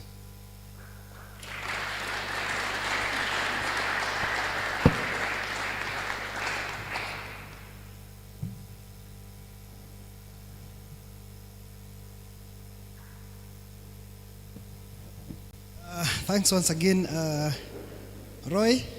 And please make sure that you subscribe to his on his YouTube channel. I've already subscribed. Give him that gift. Make sure that you subscribe, and then you also see him after this, so that you get the books that he has. Allow me now to recognize just few people. And number one, I want to recognize all chairmen, all parish Kama chairmen. Please be upstanding. All parish Kama chairmen. I can see Mr. Masharia is lifting his hand. Let us appreciate them. Thank you so much. And then all parish Kama treasurers, please be upstanding. Thank you so much. Thank you so much for coming. And then all parish Kama secretaries, please be upstanding. Thank you. Thank you so much.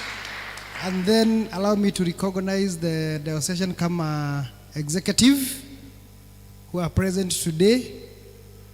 Please be upstanding. Our Diocesan Kama executive. Asante, that is the team at the summit. Thank you so much.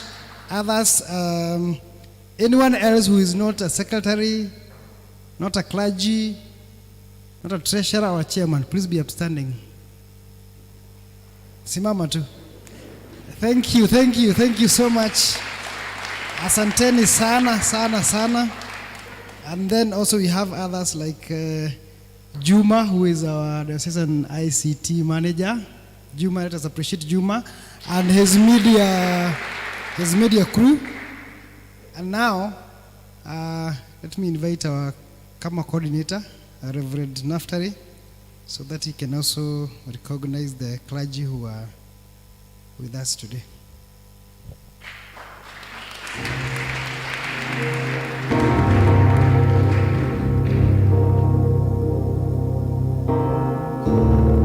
Appreciate our moderator. Thank you so much, Jackson, for a good job. Thank you, our facilitator, Roy, for a job well done. This is just a beginning, as you've said, of more sessions like this, where we'll be able to sharpen one another in the area of saving, investment, majorly retirement. Those three areas, they are inseparable. So if you have talk about retirement, it involves money, saving, and also investment. So we are happy, and I thought this is an area where for the last few years we've not handled much, and as we were planning with my team, we felt this was an area where we needed to really help our people. And we've never been going out for Kama engagement forums like Kama Mashinani, that's the executive visit to archdeaconries. This is one of the areas people have been sharing on the ground. Let's have more seminars and engagements where you can be able to impact our men in this area. But now as we're here, we are just a representative of the bigger population of men in the entire Diocese of Nairobi. So we've done a leadership workshop so that we started this conversation, but now it should not end from here. Of course, at the diocesan level, we are planning to have more of this forum. But now as you go back to your respective parishes, we want to encourage you. Yes, right now, between now and the end of the year, we may not be able to do much, but we want to challenge all of us, especially when we plan for the calendar events for next year, at parish level, also to think about this particular area. And as at diocesan level, we are ready to support the parishes and archdeaconries over the same. So plan so that we can also be able to impact more men from our respective parishes. I also interact with young people, and some usually jokingly or seriously say, mi baba yangu akona mali, ngoja tu muda ifike nianze kuikula vizuri. So some are not taking note of these areas of investing wisely and planning the life ahead. And I've seen in many families after death of their dads, they are fighting over resources. It becomes messy. Then after a few years, they are poor of the poorest. Na maisha yatakuwa mabaya. So we can still make a commitment today to impact the current generation, who are also going to impact the coming generation on these particular areas. So I want to challenge all of us in our respective parishes to organize more forums like this one. We are ready to support you and to help you to empower men where this area of retirement is concerned. Last week I received a call from the Equity Bank head office, and there's also something special they're working on area of helping people, especially on preparing for retirement. So we are also in talks with them next year how we can partner together with our friends like Roy and other people, how we can have more forums and also be able to impact quite a number of men across the diocese. So it's timely, and therefore let us work together towards the same. So I want just to thank the Executive Council even for the support. Whenever we plan for these things, they are always up front to ensure everything successful. So we are grateful, and all of you who have attended today. I know Jack has requested me to recognize clergy present. I don't know whether Reverend Kigunyu is still with us. He's one of the clergy who serves here. Maybe he has stepped out.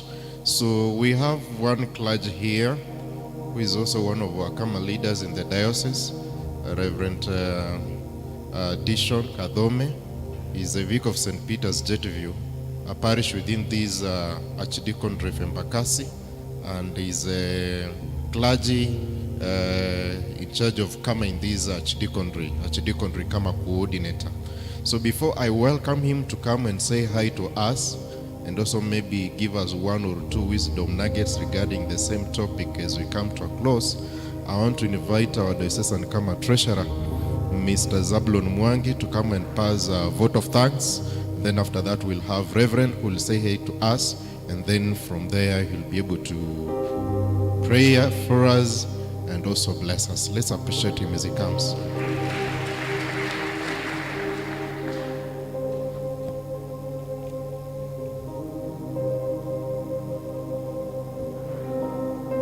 Thank you, our coordinator. Praise God.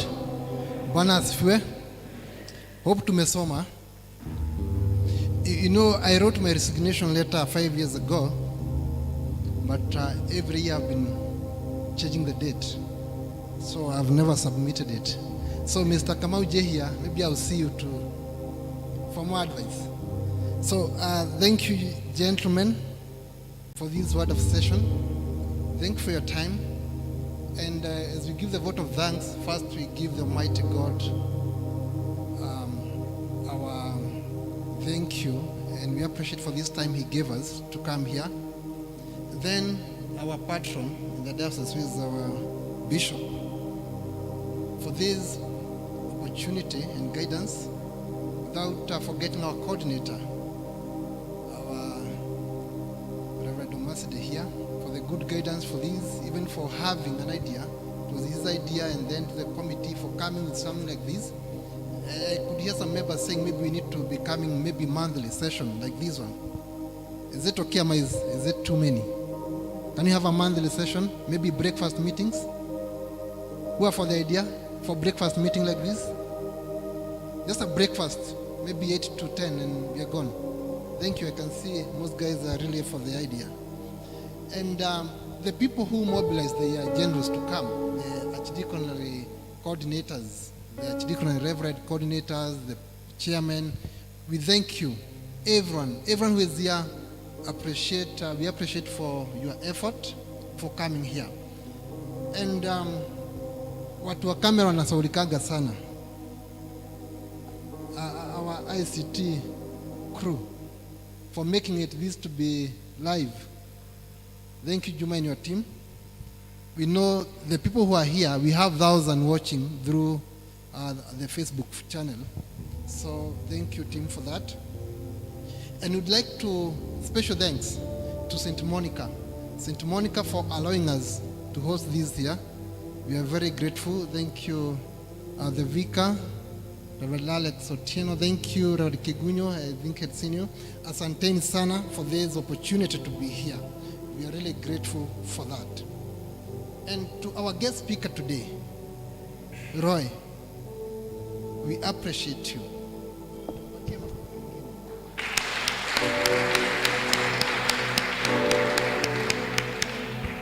It was a master class, and we hope to continue engaging together, in the near future and continuously. Asanteni sana. And everyone maybe who have not mentioned who is here, thank you for your time. Next time we call you, kindly come with a friend as well. Feel appreciated. Thank you. And as we finish, there's still a plate of lunch, so don't go in a hurry. Continue engaging with him outside, and also an friend. Just make sure you know someone else you didn't know before coming here. So make a friend from this session. And Roy, before I go, I remember a question my good friend Paul Omulupi asked. I think you didn't tackle it. He asked, because he asked about a book which can talk to different levels, maybe in employment, then retirement. Maybe Omulupi, you're gonna see Roy in camera after this. So thank you.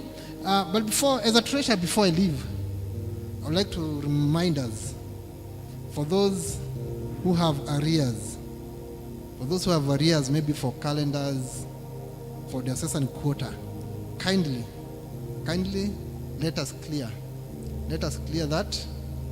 If you have cash, I'm available to pick. But also we have our bank account where you can send, and also the pay bill. Asanteni sana. God bless you.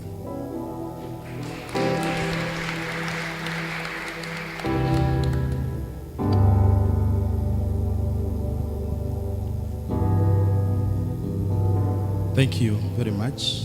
I want to appreciate our Diocesan coordinator, the Reverend Naftali Masinde. I want to appreciate, in the absence of the Vicar of the parish, St. Monica, who gave us the venue. We We want to appreciate all the coordinators who have coordinated the men to come and the men who are the executive in the diocese. And we want to thank all of us for making this day a great day. And of course, it could not have been great without our facilitator, Mr. Loy. Every has delivered those three key areas of the topic of the day on the investment, on the saving, and on the retirement, which they have come at the right time with a lot of loaded insights that all of us will go home with something. And I will echo sentiment of some of us that the topics are overdue. How we pray that we'll have several of these. Now the ball is on our shoulders that we go down in our parishes, in our local churches, so that we bring men together, so that we can have that culture of saving, remind ourselves about we are retiring. And also it was touching on my side as a clergy. How do I prepare on my retirement? And all the areas that our able facilitator was touching on, and I could see there are areas that I needed to put more emphasis as I retire. Ours is a little bit challenging because sometimes you fail, and I think the next visit and invitation is to address us as a clergy. Because when you're talking about beginning a business, what kind of a business can a clergy begin? And at the age of 65, it was giving me a lot of headache. How do I begin a matatu industry? How do I begin a butchery? How do I begin a kiosk? Then the vicar whom you used to see blessing you, now chopping meats at the butchery point. I was struggling now. How will I handle that? And which is the best area for me to prepare to retire? And therefore, it's a benefit to all of us and to the entire church. How I pray that the message will go out there to benefit all of us so that we can prepare in our future. So thank you very much, brothers, for coming, and also our facilitator, Mr. Roy. And God bless you so much. So let's rise up so that we can wind up with a word of prayer. Now, our Father and our God, we thank you so much. We want to dedicate this day to you for making it possible for all of us to be here. We intended and we planned and we purposed to be here out of our very busy schedule. We want to thank you that it's not a waste. It is a day well spent. We want to give you all the glory and honor for making it possible and giving us able leadership through the coordinator of the diocese, Reverend Omaside. And we thank you for thinking through our able facilitator, Mr. Loy, who came every to discuss and even to give insights on matters to do with how we save, how we prepare for the retirement, and even how do we do our investment. We want to thank you so much for every man who is present, and we thank you for all the coordinators and all the heads in their respective parishes for coming so that we can make this day a success. Our Father and our God, we want to pray for the leadership of men within our diocese, and we want to pray for every parish which is represented here.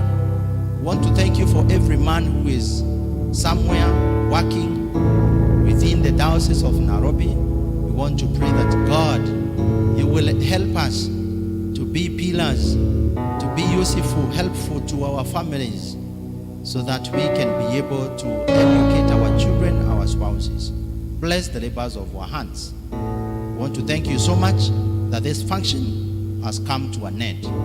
We have something to partake, and we ask to bless the meals that have been prepared for us, So as we fellowship and we partake of it, it will create synergy and help us to grow so that we can be useful in our various ministry. And now to God, I want to commit you all. May our Lord answer all your prayers when you are in distress. May he send you from your sanctuary and grant you the support. May the Lord remember all your sacrifices that you have offered, and may he accept them. And may the same God give you the desire of your hearts. And now the blessings of God the Father, Son, and the Holy Spirit rest upon you and be with you now and forevermore. Asanteni.